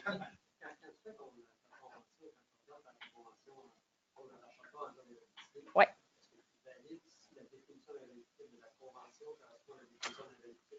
Il est trop vite. Il est trop vite, il faut flipper les pages. En fait, Marc voulait savoir si, quand on regarde la définition dans une convention d'actionnaire d'invalidité, si on s'assure qu'elle est miroir avec la définition d'invalidité dans la police d'assurance. Ça arrive très souvent que ce ne soit pas le cas, et c'est là que je vous dis, vous auriez tout intérêt à vous parler. Autant sur les termes, c'est pas les mêmes. Qu'est-ce qu'une invalidité? Qu'est-ce qui est couvert? À partir de quand on peut te kicker out? À partir de quand tu es payé? Parce qu'il faut que ça soit arrimé aussi. S'il faut que je te paye après 6 mois, puis j'ai 30 jours pour le faire, mais qu'eux, dans le fond, vont débourser progressivement, ça se peut qu'on ait un problème de liquidité à un certain moment donné, qu'on ne soit pas capable de respecter notre convention parce que nos assurances n'étaient pas arrimées. Pour rajouter ce que Marc vient de dire, Manu, quand tu vends le produit, il exige de voir la convention de l'achat. Bien sûr que c'est arrimé avant d'approuver le contrat pour que tu vois que c'est arrimé. C'est bon, ça. Oui. Ben oui, parce que c'est 2 contrats. En fait, tu as le contrat d'assurance qui est un contrat, tu as la convention qui est un contrat, mais là, je vais exécuter celle qui me convient le mieux, finalement. T'sais, étant invalide, ben pour de vrai, on peut s'obstiner longtemps. Là. C'est ça. Oui. Ah, OK, c'est bon. Je pense qu'on saute ça. L'avenant remboursement de prime, tu j'en parle? Mais... On a comme... je pensais pas qu'il était si... Bon, l'avenant remboursement de prime, on va en parler en 30 secondes. En quoi? En maladie? Oui.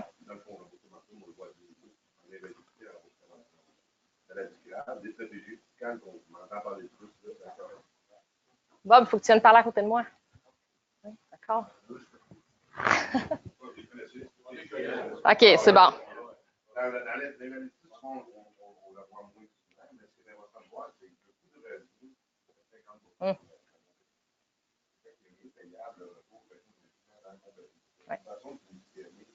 L'assurance salaire, c'est pas compliqué. C'est sûr que le gars, c'est 1 000 par mois. La prime annuelle.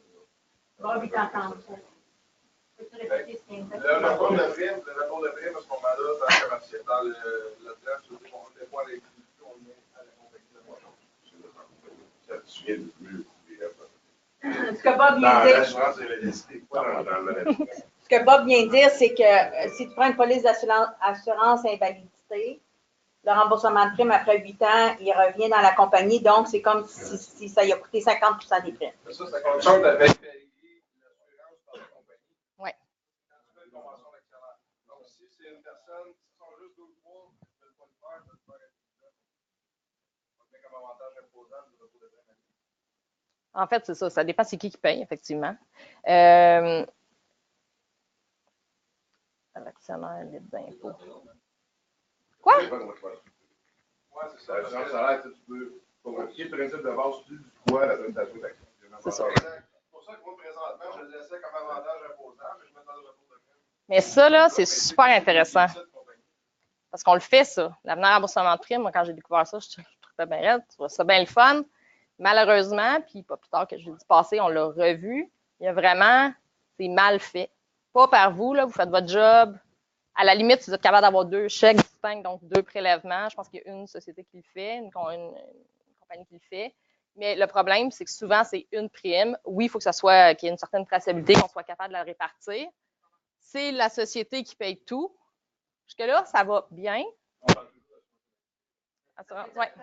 La prime de maladie grave, oui. C'est l'avenir remboursement de prime. Fait que là, exact. Oui. Ouais, je pense que tu peux le faire pour les deux. Attends, excuse-moi. Non, c'est maladie grave. Dans le fond, le problème que je vois présentement, c'est que cet avenant-là, puis là, la personne, elle me dit, super, il me reste juste 4 ans, je vais tout pouvoir récupérer. Commence à regarder, commence à questionner le comptable. C'est payé par l'entreprise. Jusque-là, c'est correct. Ben, il y en a une, mais il n'y a pas de convention de partage, effectivement. Tu sais, je suis capable de répartir. Sur le contrat, je suis capable de dire la prime qui va avec l'avenir remboursement de prime, puis la prime, dans le fond, pour l'assurance maladie grave. Ça va bien. Mais une fois que toute la prime, mettons, 1 000 $ est payée dans la société, ce qu'il faut faire à la fin de chaque mois, mettons, c'est d'aller dire, bien, cette section-là, qui était pour l'avenir remboursement de prime, on la met dans les avantages imposables. Soit je la mets dans les avantages imposables, soit je la mets comme une avance, comme s'il avait pris l'argent et il avait payé la prime lui-même. Puis à la fin de l'année, ben, je l'envoie soit en boni, je l'impose, dans le fond, soit en boni, soit en dividende. C'est accepté, ça. Tu n'es pas obligé de faire un chèque direct. Le problème, c'est que cette étape-là, à la fin de l'année, est oubliée. Fait que ça va devenir imposable. Oui? Qu'est-ce que tu fais? C'est bon. Je peux pas émettre d'opinion professionnelle ici. En tout cas, je pense que là, c'est rigoureusement vérifié, mais effectivement, tu as totalement raison là-dedans, parce que souvent, ça passe dans le bas. On a beau le dire au comptable, il faut qu'on y suive. C'est ça. Mais tu as raison, c'est vrai. Il y a un petit manque à ce niveau-là. C'est mon propre dossier. J'imagine des clients. Oui, puis toi, tu suis ça, puis tu comprends la mécanique entre les deux, là, tu sais. Est-ce que vous vouliez une pause? 5, 10 max, là, parce que... je pense qu'on peut continuer. On a besoin de faire une pause biologique, on l'a dit. Puis, on continue, je pense qu'on est parti sur un bel élan. Une pause, ça s'impose. Pour de vrai, voulez-vous une pause? Non. Il est plus capable? À moins que toi, t'en veux un. Non, moi, j'ai juste plus d'eau, dans pas long. Ah non, il m'en reste.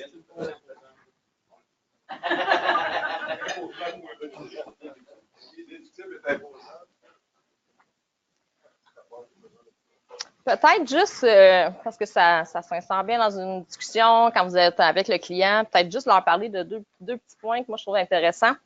La prestation de décès, que je pense que vous connaissez, de 10 000 $. Donc, on peut en verser 100 000, ça me tente, là.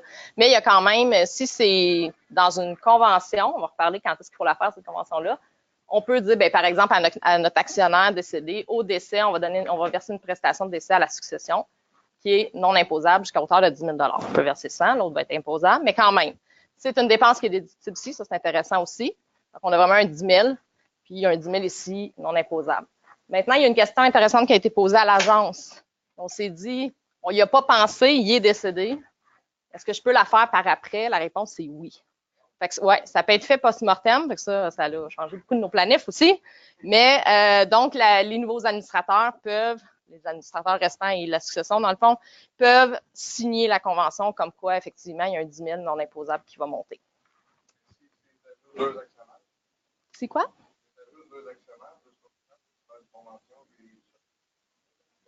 Avec la succession, oui.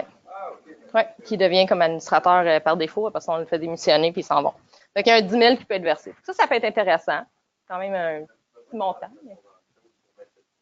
Non, c'est pas dans la convention d'actionnaire. C'est vraiment, honnêtement, c'est un papier coin de table quasiment là. Il faut juste mentionner que ce montant-là, dans le fond, c'est une prestation de décès. Il faut que ce soit suite au décès. Là. On ne peut pas y donner n'importe quand. C'est vraiment suite au décès, on donne le 10 000 $ ou plus. Un avance sur le décès, ça ne marche pas. Ça devient un avantage à un actionnaire. 15 heures, tu connais ça?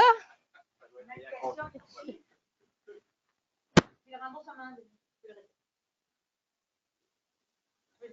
Si le remboursement des primes se fait à la fin du contrat, exemple T65 ou T75, est-ce que le remboursement sera un avantage imposable? Je comprends que si le remboursement est rapide, appauvrirait la corporation, donc l'agence pourrait intervenir. Avec ma nuit temporaire. Ah non, excuse-moi, non, c'est juste ici. Ah, faut que je vous ai dit oui. Bob, t'es où? Non, mais c'est quoi, attends une minute? Si le remboursement des primes.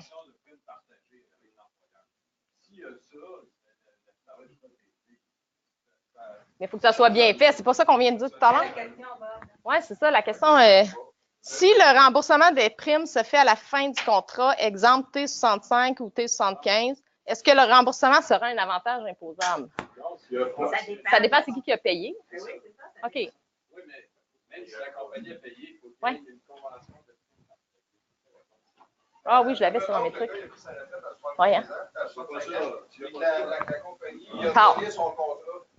Oui. Là, le contrat, le prochain 10 ans, c'est lui qui paye le personnel. Le retour de prime, à 75 ans, il va le dire. Oh, bonne question. C'est au prorata? Oui, vous l'avez vu en pratique? Au prorata. Donc,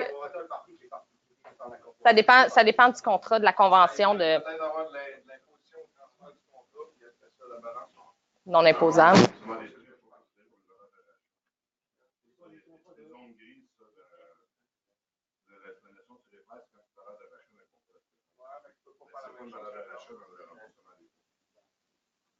C'est sûr, à partir de la convention, c'est toujours des choses qui manquent dans les. Oui, hein? Donc, on arrête le travail, la vente, on livre. Ce qu'on devrait faire, c'est parler avec le conseiller légal. C'est pas à nous de la faire. Hein? On n'est pas des avocats fiscalistes. Si la personne ne l'a pas, ben, tu peux référer à ta personne si tu es un avocat fiscaliste. Mais normalement, souvent, tu devrais avoir une relation avec un avocat fiscaliste. Ouais. C'est tout un template. C'est une autre corpo judiciaire que tu Mais c'est une vraie convention signée. Donc. C'est une convention de c'est un document légal. Il faut que ce soit fait.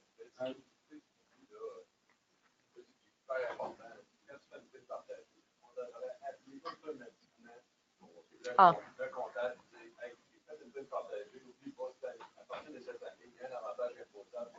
Mets ça dans ton dossier. Souvent, on dit aux clients, ça, c'est vrai. En fait, on a un commentaire hyper pertinent qui dit, nous, on vend la prime partagée, on vend les avantages de la prime partagée. Notre client, il a compris que dans tant d'années, il va avoir de l'argent libre d'impôt, il est content.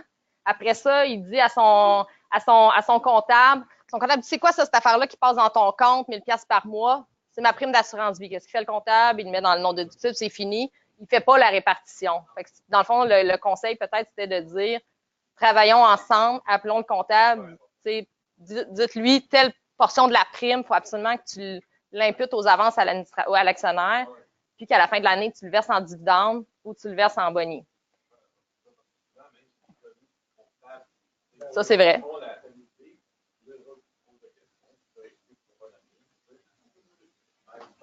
Non, puis c'est rare. L'opportunité qu'on a tous dans l'industrie, c'est quand on rencontre des cas où il y a des cas de maladie grave avec prime partagée vendue. Dans l'immensité des cas, il n'y a pas de convention de cas. Donc, c'est la possibilité qu'on a, même si on n'a pas vendu la maladie grave, de pouvoir s'émanciper en disant qu'on offre un service complémentaire avec la convention maladie grave. Et puis, définitivement, il va y avoir des choses qui vont arriver par la suite. Et c'est pas s'arrêter au fait qu'il y a déjà une maladie grave qui est vendue, parce que souvent, on offre. Elle n'est pas complète. Elles sont complètes, des choses qui marchent pas. Ça, c'est dans l'immensité des cas, il n'y a pas de convention de maladie grave. Ah oui?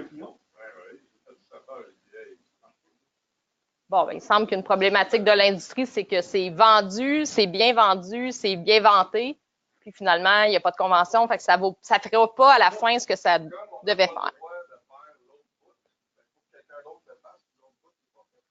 Okay. C'est qui doit faire l'autre bout? Isabelle Tremblay, elle souvent, On a des client alliances. a moyen. On a des alliances stratégiques pour Ouais. Non, je sais. Mais ce qui arrive, c'est que dans l'industrie, souvent, le client, ça coûte trop cher, on va le faire. C'est jamais. Ah ouais. On vend une telle stratégie. Mais moi, je ne paye la moitié. Est-ce que c'est coûteux, la convention? Combien? J'ai aucune idée. Moi, je paye 600. Ah. Je suis une avocate avocate fiscaliste de Québec. OK. J'envoie des informations. Elle rédige la convention. Elle rédige la convention. Moi, Bon. ça me fait aussi genre de séparation au niveau Oui. de l'impôt. Tu sais, qu'il y a quelqu'un qui va défendre le dossier. C'est elle qui l'a rédigé pour le C'est important. Est-ce que tu as le droit de payer ça à tes clients? Sinon, de la loi, c'est ça, là, l'autorité des marchés du développement demande. C'est ça. Pas sûr, non, mais ailleurs, pas sûr. Tout ce que tu as le droit de faire, À mon avis, je crois qu'ils n'ont jamais statué là-dessus. Moi, je prends un liste, Non, ils je n'ont trouve que jamais c'est une bonne affaire, je trouve que c'est excellent pour le client. Sauf qu'en tant que conseiller financier, on n'a plus le droit de faire ça. Ben, c'est un incitatif. C'est ça.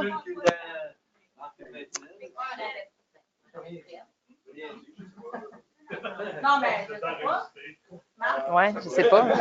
C'est vraiment du tout.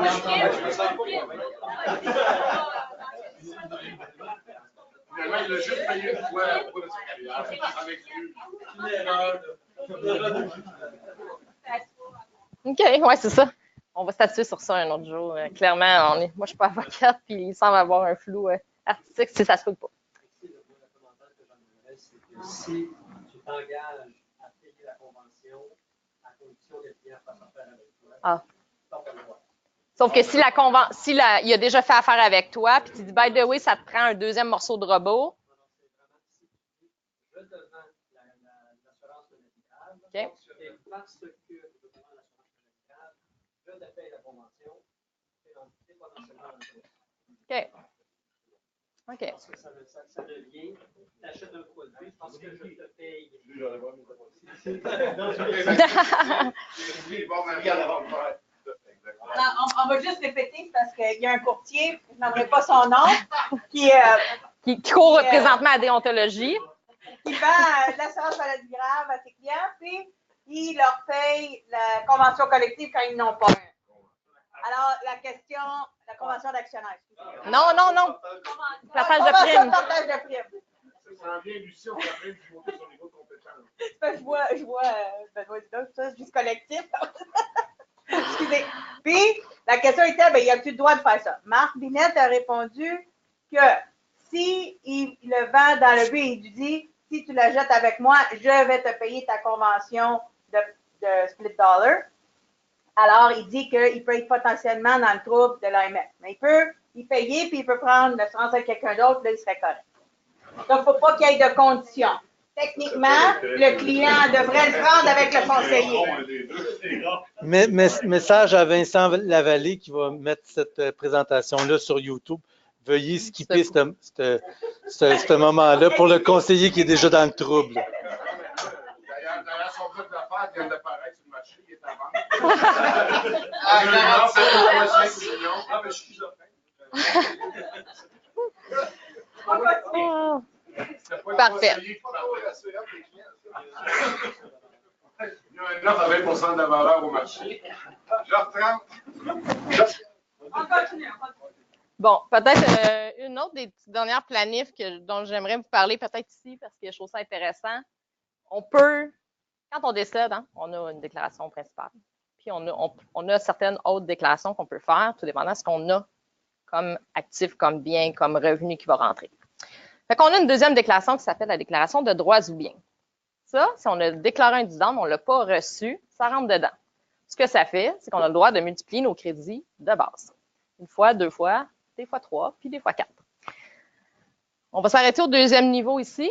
Quand on a, pas avec une société de gestion, là, mais un actionnaire direct, on peut lui déclarer, pas l'imposer, lui juste le déclarer, un dividende de 40 000 $. Pourquoi 40? Il ne sort pas de ma tête parce que jusqu'à 40 000, ça coûte à peu près rien d'impôt. Dans une déclaration, si on n'a pas d'autres revenus. Fait qu'on le déclare, on le laisse là. C'est sûr qu'on ne fera pas ça avec un actionnaire de 25 ans qui va peut-être vendre éventuellement, mais Quand l'âge monte un peu aussi, peu importe, mettons, on a eu un mauvais diagnostic, ça peut être quelque chose qui est intéressant à faire. Fait qu'on le laisse là, puis on le laisse dormir là. Au décès, 40 000 est versé à la succession. Ça en va, dans le fond, dans les impôts du décédé, dans sa deuxième déclaration. Puis, ben, il ne paye pas d'impôt là-dessus. C'est un bon petit 40 000 sorti. Oui, c'est en plus du 10 000. La seule chose à faire attention, c'est un dividende. Une fois qu'il est déclaré, ça devient une dette. Hein? Fait que ça rentre dans vos ratios. Fait qu'il y a juste ça. Là. Si on le fait 10 fois, ça se peut que ça soit un peu difficile pour la société. On va y aller. Ça, c'est trop barbouillé. On va refaire notre dessin. On va avoir de... On va y aller avec les actionnaires. C'est assez neutre?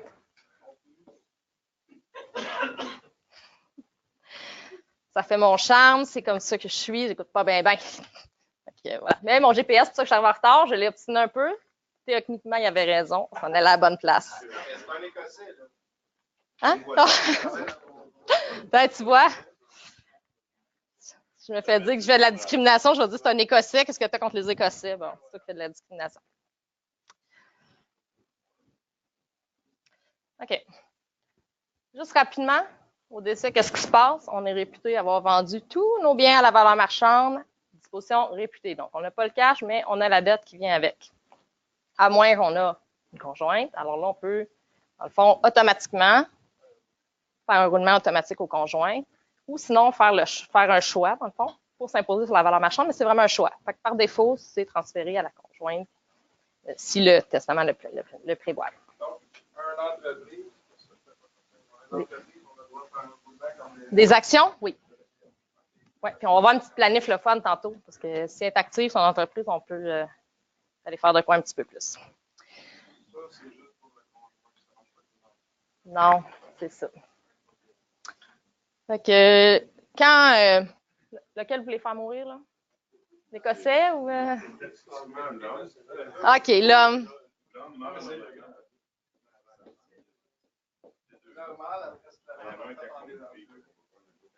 Bon, je pensais pas que ça dégénérait à ce point-là. Je l'ai choisi pour vous, c'est lui qui est mort.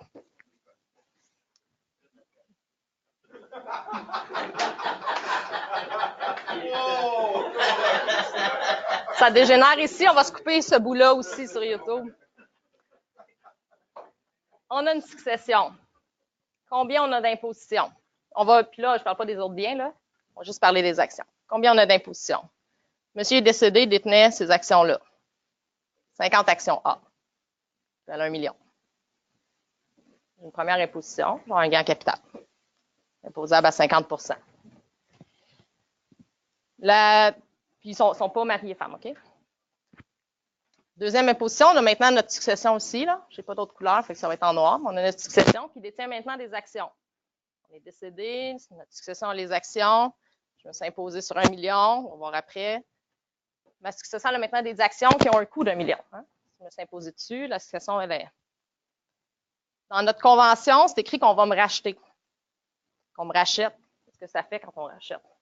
Quand on rachète, ça fait un dividende. Fait que là, ma succession, je me suis déjà fait imposer. Monsieur B, Monsieur A s'est fait imposer. Ma succession va rapatrier, mettons, ce million-là dans ses mains. Puis il va payer. On a une deuxième imposition. Oui. Il va payer, mettons, 40 % jusqu'à 200, 44 un peu plus. Fait que là, ça fait, première claque. 848, oui. Ça aide un peu, on le voit. Ça peut aider. Puis là, ben nous, on parle tout le temps de double imposition. Je pense qu'il peut y avoir une triple imposition. Ça dépend de ce que tu as là-dedans. Si j'ai un immeuble qui a un gain en capital de 200 000, ou si j'ai des placements, ben avant de repayer ce dividende-là, donc j'en ai pas d'assurance vie parce que j'ai rien écouté de mon cours, là. Fait que j'en ai pas, ben ici, il va falloir que je liquide des placements. Là, ça tombe mal, il y avait un dividende dessus. Il y avait un gain en capital dessus. 80 000. Imposable à combien? 50 % de, ouais, c'est ça, 50,37 à 50 %. 25 % moins mon remboursement au titre de dividende. Mettons au net, là, à peu près 9, presque 10. Quand même. Fait que j'ai une imposition ici. Position ici. Mais position ici. Là, ça ressemble à ça. Une minute.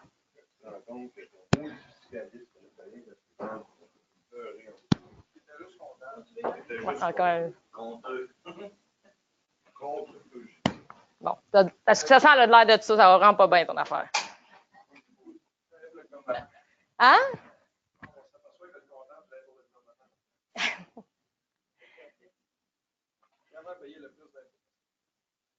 Ouais, là, ça te dérange. Je vais quand même prendre.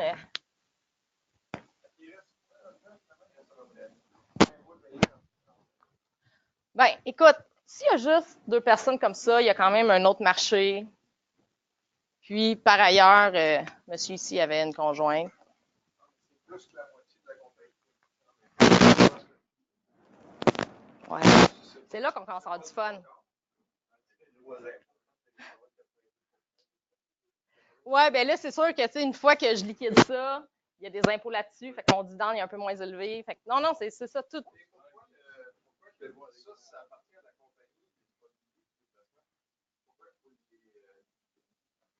En fait, non, c'est ça, pour financer. Puis là, effectivement, là, c'est parce qu'on a. Si on avait même juste une compagnie à tout seul, ben quand tu veux avoir ton argent, il va falloir que tu liquides. S'il y avait de la place pour une marge de crédit, il y aurait le droit Pas de bande de poids. Il y aurait le droit d'aller chercher de l'argent dans la marge pour payer Il pourrait. les impôts. Donc, il n'y a pas besoin de liquider. Il pourrait. Mais s'il ne peut plus emprunter, il n'y a pas de. Oui, puis là, c'est parce qu'on a encore quelqu'un qui continue l'exploitation. Oui, ça aussi, c'est vrai. D'où l'importance de l'assurance vie, finalement.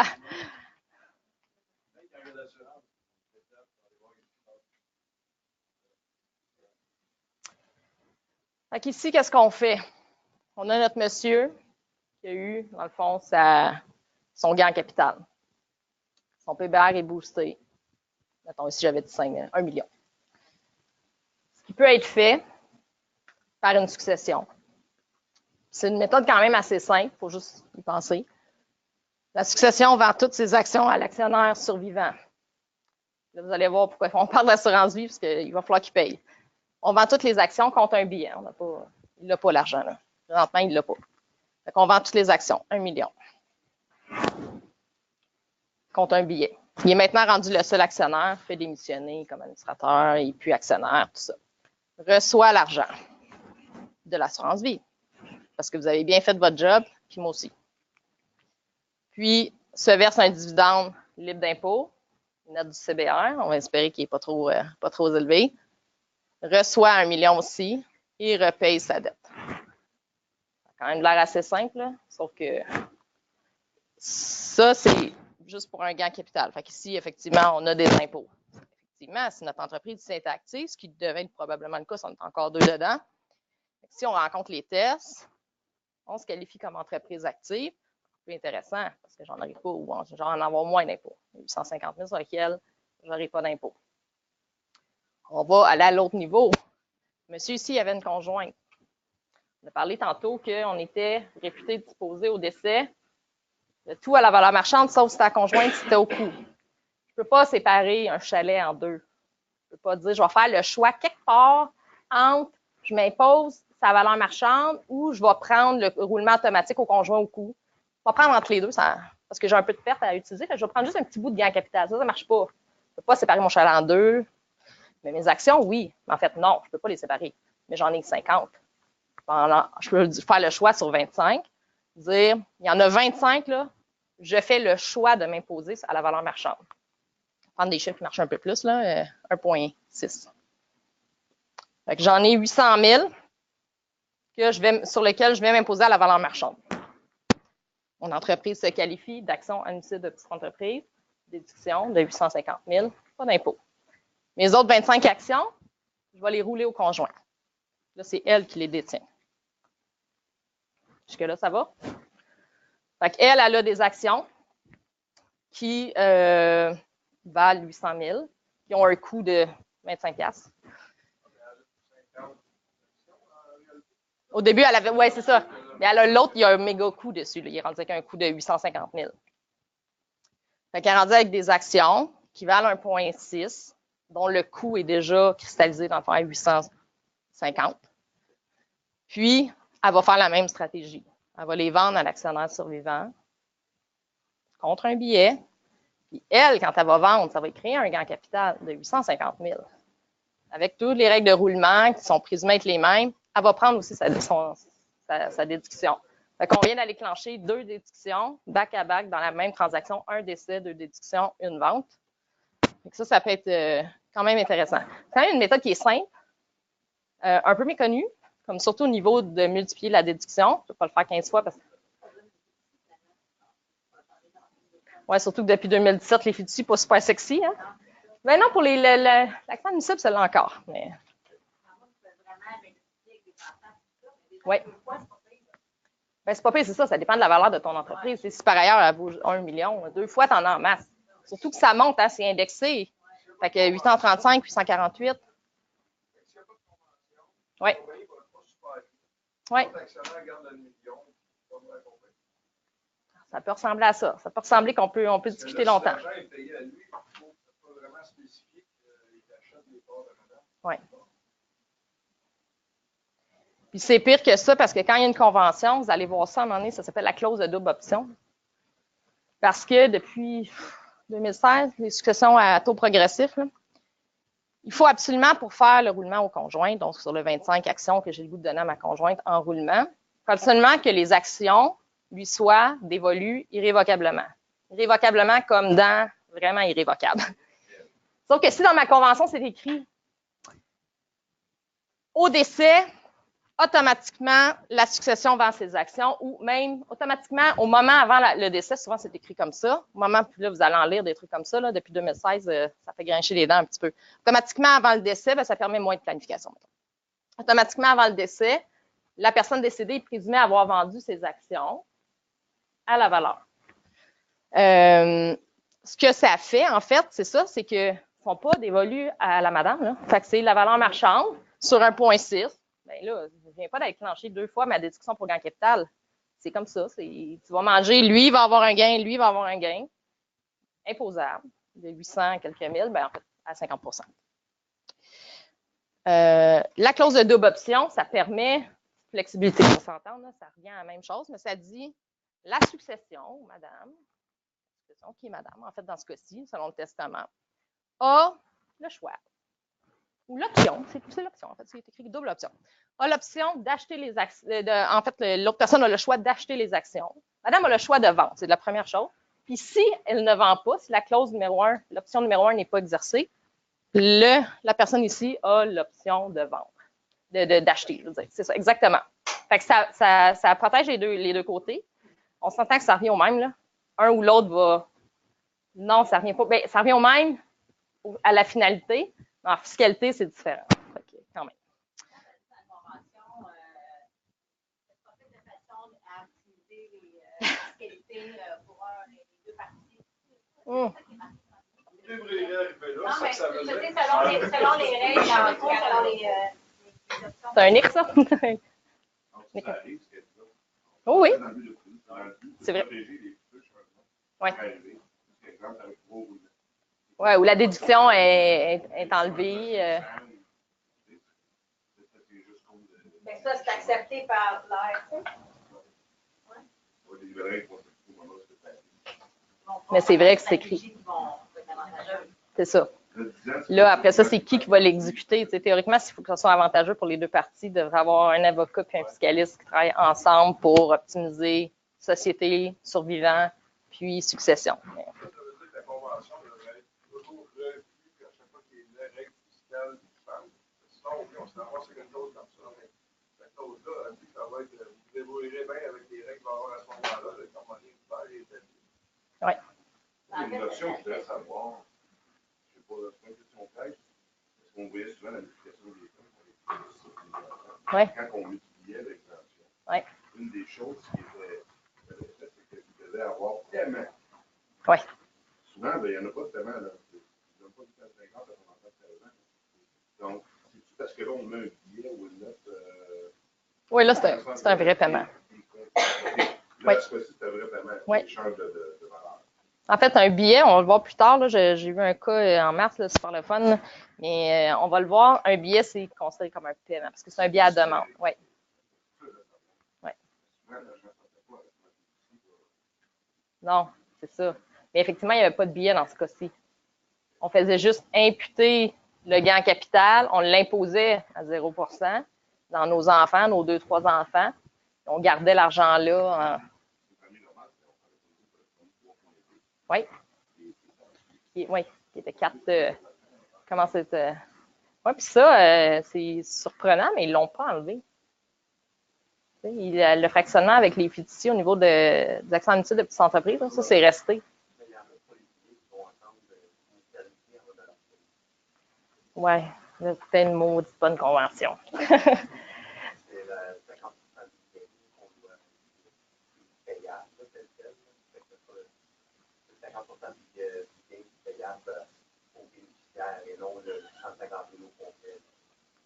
Ça, c'est écrit dans la convention ou dans vos polices? Ou? Non, mais quand il y a un gain en capital, oui. La seule portion oui. C'est 50%. Oui, effectivement. L'autre, c'est du capital. Tu peux attribuer du capital si ton acte de fiducie le permet. Oui. Ça, c'est une bonne planète, effectivement. Tu peux te verser le livre d'impôt puis imposer le reste.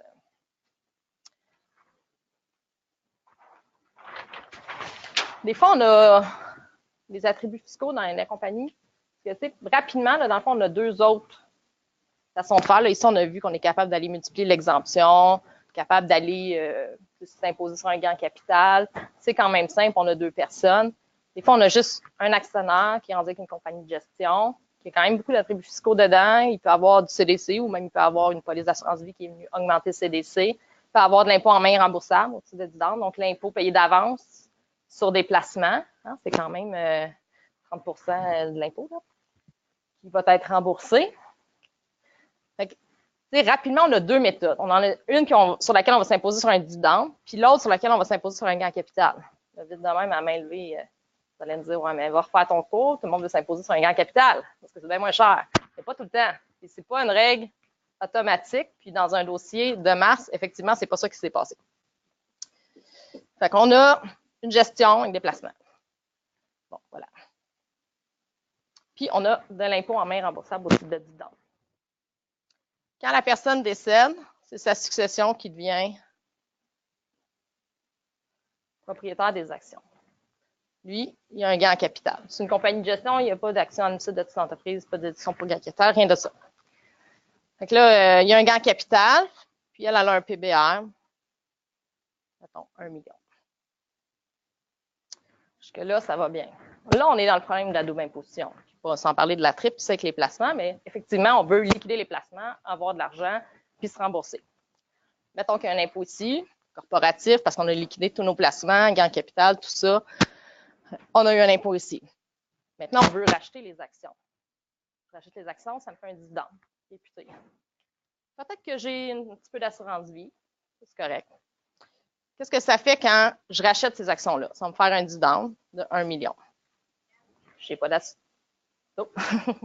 Signal GPS perdu. J'ai perdu Frédéric quelque part en route. Donc, un dividende. Mais tant qu'on n'a pas d'assurance vie, on n'était pas super bon. On a un dividende réputé qui est imposable. C'est la société qui rachète ses actions pour liquider. Oui, puis elle prend le cash, donc elle prend les actifs, puis elle les renvoie dans la fiducie.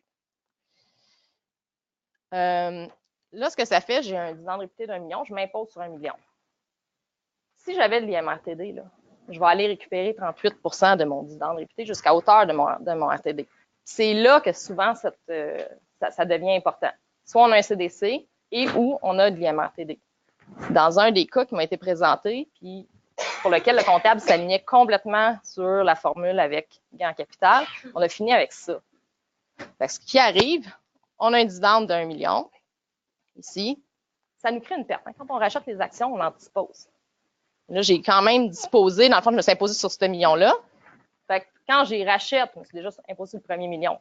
Je ne m'impose plus là-dessus. Mon produit de disposition, mon produit de rachat, c'est 0. Mais mon PBR, lui, il est à 1 million ici. Ah, oui, excuse-moi. La compagnie, on n'en a plus besoin. Fait qu'on va la liquider. Ouais. Fait qu'elle a dit, ben écoutez, la compagnie, les administrateurs disent, on va racheter les actions de la succession, puis en contrepartie, on va vous envoyer tous les actifs qu'il y avait dedans pour la valeur marchande, 1 million. Ça, ce que ça fait, c'est qu'ici, on est rendu avec un dividende de 1 million. Okay. Effectivement. Par ailleurs, avec une mécanique fiscale, on a aussi une perte en capital de 1 million. On ne peut pas la prendre. Ce n'est pas 1 million de dividendes dans la fiducie, moins 1 million, ça, on ne s'imposera pas. Non, c'est pas de même. Ça serait incroyable, mais on n'aurait plus de job. C'est pas comme ça, malheureusement. On ne peut pas prendre la perte en capital autre que conjuguée en capital dans la succession, quand on rachète. Parce que quand je me fais racheter mes actions, je reçois de l'argent. Ça devient un dividende de 1 million. Par ailleurs, j'ai perdu mes actions, je me les ai fait racheter. Un rachat, c'est une disposition d'action, c'est ça qui est un peu spécial. Fait que je me suis fait racheter mes actions à 0 d'abord, 1 million qui est déjà imposé comme dividende. Fait que ce qui reste comme argent que j'ai eu pour mes actions, c'est 0. Mais mon PBA, il était à 1 million. Fait que là, je me clenche une perte d'1 million que je peux juste utiliser contre un gain en capital. Perte en capital, gain en capital. J'en ai pas. J'ai rien d'autre, puis elle va être liquidée après ma succession. Si on est dans la première année, et c'est le choix de 164,6, on peut faire un choix qui est quand même assez facile. On prend cette perte-là, puis on vient l'offsetter avec le gain en capital du décédé. Ce que ça fait, on impose dans la succession le dividende. Il peut y avoir du dividende en capital là-dedans. On peut aussi répartir, je peux attribuer mon dividende dans ma succession à mes bénéficiaires. Fait que là, peut-être qu'un dividende d'1 million, je vais être au taux marginal maximal, 44 %. Mais si je l'attribue par ailleurs, selon le testament, à des enfants, des petits-enfants majeurs, je l'attribue, bien, probablement que leur taux d'imposition n'est pas à 44 % au 200 000. Je l'attribue à quelqu'un qui a un revenu de 40 000, là, ça ne coûtera pas 44 %. Fait que, effectivement, l'impôt va diminuer aussi. Fait que ça, c'est une planif qui est intéressante parce que quand je verse le dividende imposable, je vais récupérer l'impôt qui est payé par ailleurs sur les revenus de placement des années passées. Si je ne le fais pas, bien, il y a un seul gagnant, dans le fond, c'est clairement pas la succession, c'est l'ARC. Parce que cet impôt-là, on paye quand même 50,37 % sur un revenu de placement, duquel il y a 30,67 qui est le montant d'impôt qu'on met dans une petite poche, là, puis qui est géré, bien, pas par vous, fait que moins bien. Puis, on récupère cet impôt-là quand on verse un dividende imposable. C'est une planif qu'il faut qu'il soit gardé en tête. Automatiquement, on ne peut pas se dire, bien, parce qu'on est un dividende à 44 %, c'est moins ou c'est moins avantageux qu'un gain à 25 %. C'est pas tout le temps vrai. Ça dépend de ce qu'on a là-dedans. On ne fera pas ce planif-là pour une société active. Puis, il en reste. Je vais prendre. Clairement, on n'aura pas le temps de tout finir. Il en reste pas? Hein? Ouais. Ben oui, on planche ça en 10 minutes. T'as quoi? C'est ça, pendant que les chars électriques arrivent sur le marché, peut-être que le va planter. Bon. Non, j'aurais pu la mettre. Mais j'avoue, j'aurais pu la mettre. Bon. On a encore notre décédé. Ça, là, c'est ce qui est le plus couramment utilisé par les fiscalistes et nos comptables. Quand nous, on leur parle du CDC, l'expression du CDC, vous allez voir que le pipeline, c'est pas plein du monde. Non.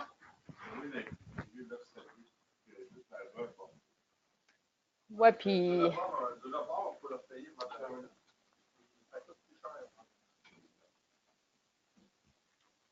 OK. Fait qu'on a notre personne décédée. Il s'est imposé sur un gain en capital. Il est là. Puis, on a des actions qui ont maintenant un PPR boosté à 1 million. Il y a du cash quand même dedans. Il faut quand même que ce soit un peu actif, là, mettons. Pas juste du cash, là, vraiment des placements. C'est important, ça, c'est un point. L'ARC est venu se prononcer là-dessus, là.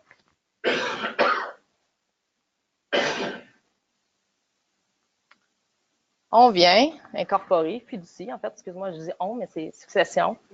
Excuse-moi, c'est vrai. Succession, puis incorporer une NewCo, là, valeur nominale sans action A. C'est tout. On incorpore ça. Elle prend ses actions ici, puis elle les roule. Fait que là, on est maintenant rendu comme ça. On a GESCO ou NewCo. L'appeler NewCo. Puis GESCO. Quand elle fait un roulement, elle utilise l'article de roulement 85.1. Elle va émettre des actions, c'est sûr, parce que sinon, c'est pas un roulement en passant. Donc, elle émet au moins une action. Et elle a vraiment un coût de 1 million. Fait qu'elle va aller se chercher de l'argent, un billet, pour 1 million. Fait que maintenant, on est rendu ici avec un billet à recevoir. Un billet à recevoir. On va ensuite liquider. Là, je vais prendre une autre couleur. J'en ai pas. Ouais. GESCO. Dans NewCo.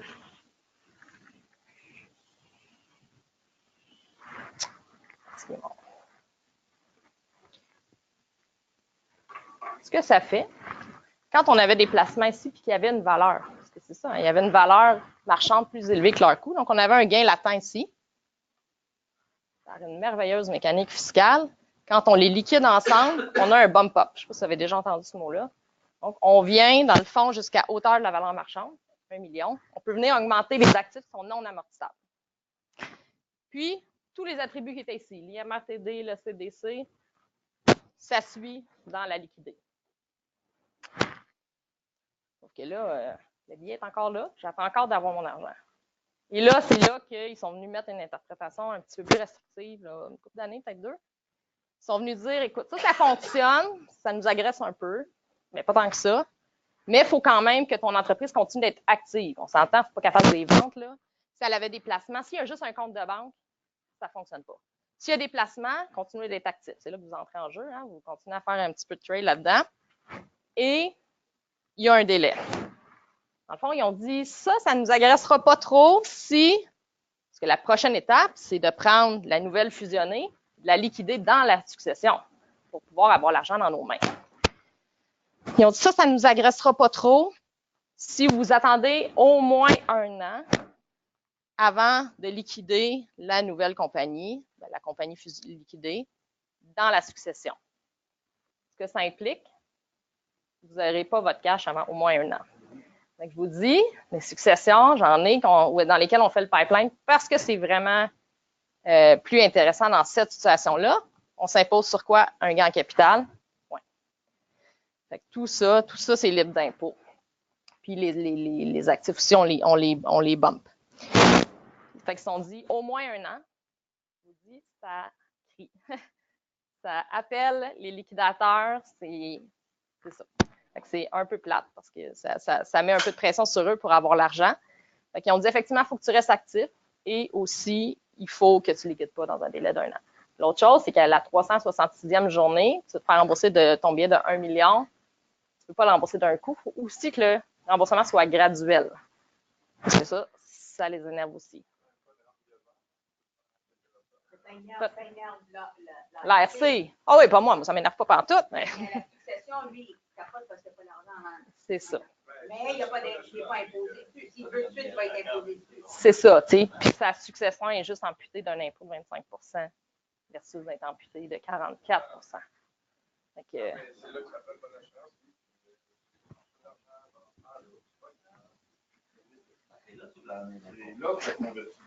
J'aime la conclusion.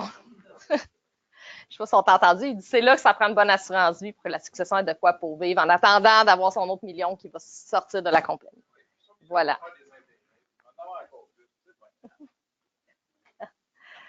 Voilà. Bon, j'ai écoulé mon temps. Ben, écoute, il restait du stock. Théoriquement, je devais être ici 1h30. Je savais que c'était pour déborder, mais je pense pas que ça déborderait plus que 2 heures. Là. On va se le dire, il faut répéter 2 fois les réponses aussi proches du. Ben, ça aussi, ça relève du groupe. Fait que voilà. Ben, écoute. En gros, merci Marie-Christine. Ben, ça fait plaisir. Ce qui est bien important aussi pour vous, c'est de valoriser aussi l'alliance stratégique que Marie-Christine fait aujourd'hui au niveau de votre bloc d'affaires. Et puis, c'est certain que, bon, elle est là aujourd'hui et on a besoin aussi des alliances qui puissent avoir d'avoir un retour sur l'investissement qu'on leur donne. Donc, je vous encourage à utiliser Marie-Christine. Et évidemment, vous savez comment ça se passe en termes de rémunération, mais c'est important aussi de dire qu'à chaque fois qu'on veut développer un marché, quel qu'il soit, il faut investir. Et en tant que personne d'affaires, comme vous êtes tous dans la salle, c'est une façon d'investir dans une ressource, une compétence qui vont permettre de générer donc, des revenus conséquents et subséquents qui vont être intéressants. Donc, je vous invite donc à valoriser l'alliance stratégique de Marie-Christine. Et puis, évidemment, on va s'asseoir ensemble pour regarder comment ça se passe. Et puis, moi, je vais encourager vraiment à ce qu'il y ait des choses qui se fassent, parce que c'est une valeur qui est intéressante. Je suis très content aussi du commentaire de Bob Denis sur la pertinence de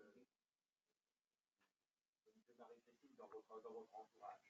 Alors, donc, voilà. Si je peux passer un commentaire, j'ai déjà 3 dossiers de travailler avec Marie, puis la rapidité d'exécution, on me renvoie toujours exactement le email qui est le client.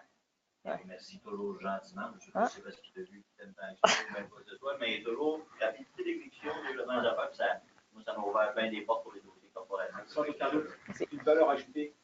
On a l'habitude dans l'industrie à travailler en silo avec une dimension très, très, très verticale. Mais c'est pas juste dans votre industrie, hein, on fait la même chose ici, donc je pense qu'on a intérêt. Maintenant, la génération travaille en horizontal. Il faut travailler avec des collaborateurs, il faut travailler en équipe. Et puis, quand on travaille en équipe, c'est là qu'on va gagner tous. Et l'aspect exponentiel est beaucoup plus fort. Donc là, on travaille ensemble pour avoir une équipe qui soit disponible pour vos clients. Vous avez différentes cartes dans vos mains, c'est à vous de les utiliser dans ce cas. Le fiscaliste qui va mettre dans ses recommandations, vous devriez évaluer l'assurance. Ça a du pouvoir. Notamment un fiscaliste qui va parler du pipeline, dans son quartier, mais parce qu'il ne maîtrise pas les concepts d'assurance, il va éviter. C'est ça la grosse différence. Les références vont dans les deux sens. Oui. La fiscaliste peut vous référer des clients Aussi. Ben, en fait, c'est ça, c'est que souvent, on se rend compte qu'ils sont pas. On les réorganise, on met des compagnies de gestion depuis d'ici. Puis là, ils ont une belle convention, mais elle n'est aucunement protégée. Là. S'il arrive de quoi, la compagnie dans le trouble est liquidée, il y a une chicane, c'est sûr. La succession ne soit pas ses fonds.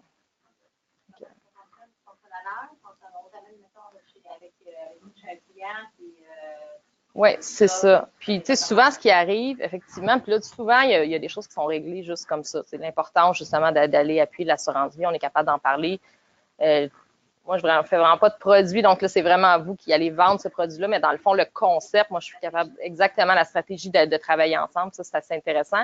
Si ensuite, peu importe la raison, on se rend compte que dans l'organigramme, c'est pas optimal, peu importe la raison, ben là, on peut dire, OK, moi, je pense qu'il faudrait faire ça, ça, ça. Puis là, ben, après ça, on prend juste un mandat. On pense que ça va prendre 7 heures. Donc, les gens ne sont pas surpris par une facture. Ils ne sont pas surpris, mon Dieu, je ne pensais pas que ça coûterait si cher. Fait qu'ils ont déjà, dans le fond, une soumission. Mais effectivement, quand on fait juste analyser les besoins, c'est vraiment Voilà. Oui, ça pourrait être partagé. Dans certains cas, ça peut être vous.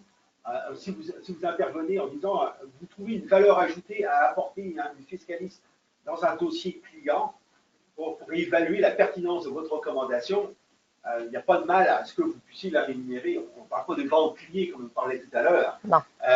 Donc moi, je crois qu'il y a un partage à regarder. Encore une fois, c'est un investissement de votre part de bénéficier. Le marché corporatif, là, ça se mérite quelque part. Et puis, il faut être entouré.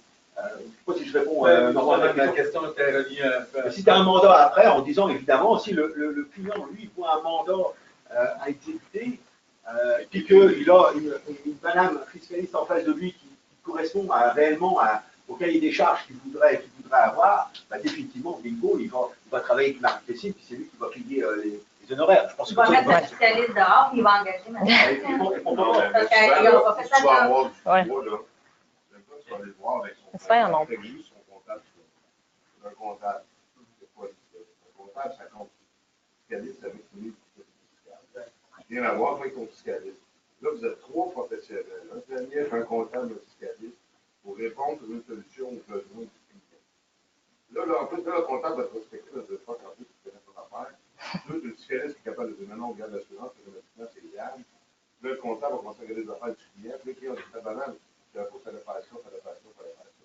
Après ça, tout le monde prend ses mandats. Le mandat pour placer au mandat de salaire, c'est ta job. Comme un pauvre, il faut être payé. Elle a un mandat de fiscalité, elle prend sa job, elle prend le mandat, elle est payée aussi. Puis comptable aussi. Peut-être ça va demander un avocat fiscaliste pour pouvoir rédiger. Ou refaire la structure parce que dossier que ça va se faire en 2 semaines, ben non. Non. Mais ça va prendre 6 mois, mais tu vas faire 8 mois de paie. C'est ça, gros. Oui, puis ton client va être bien servi, là. C'est clair qu'il t'adopte après ça, là. Ah ouais, puis Parle de toi à le tout le client, monde. Après ça, là, il va faire affaire avec elle en fiscalité. Il va probablement changer de contact et il va s'apercevoir que puis après ça, tu as une technicienne à l'interne. Oui, exactement. La crédibilité n'a pas de valeur. Puis la possibilité d'être référable, d'être recommandable auprès de la clientèle, c'est quand même une valeur qui est intéressante. On a donné plein de bonnes lignes directrices là-dessus. Le reste, c'est pas que je comprends pas. Mais ce qui est important, j'ai Gaël à côté qui va être capable, puis il y a Bobby, puis les autres. C'est ça, maintenant, c'est faire. Mais c'est la même chose de notre côté. Tu comprends les concepts, là, mais là, toutes les. Tantôt, là, tu me parlais d'affaires super spécifiques, puis là, tu dis, OK, jusque-là, là, quelle police on devrait émettre? Rendu là, chacun spécialiste dans son domaine aussi. Là. Ça, il faut. Ben oui. D'autres commentaires? Est-ce que c'est correct la rencontre qu'on a eue ce matin? Moi, j'aimerais en reconduire. Je trouve que ça apporte de la qualité. Un groupe select qui est là. Des gens qui sont aussi en ligne, merci à eux, ceux qui sont en ligne. Et puis, je pense qu'on apporte une qualité qui peut être vraiment intéressante pour vos business respectifs. S'il y a des commentaires, évidemment, ils sont les bienvenus. Et ou des sujets, là. Vous dites ça, là, je ne le maîtrise pas assez pour en parler à un client. J'aimerais ça juste en savoir plus. On peut faire des petites capsules, des 45 minutes, des 1 heure sur un sujet très spécifique où est-ce qu'on le décortique, c'est ça. Dans la fiscalité en assurance collective. Oui, quelque chose de même. Là. Et oui.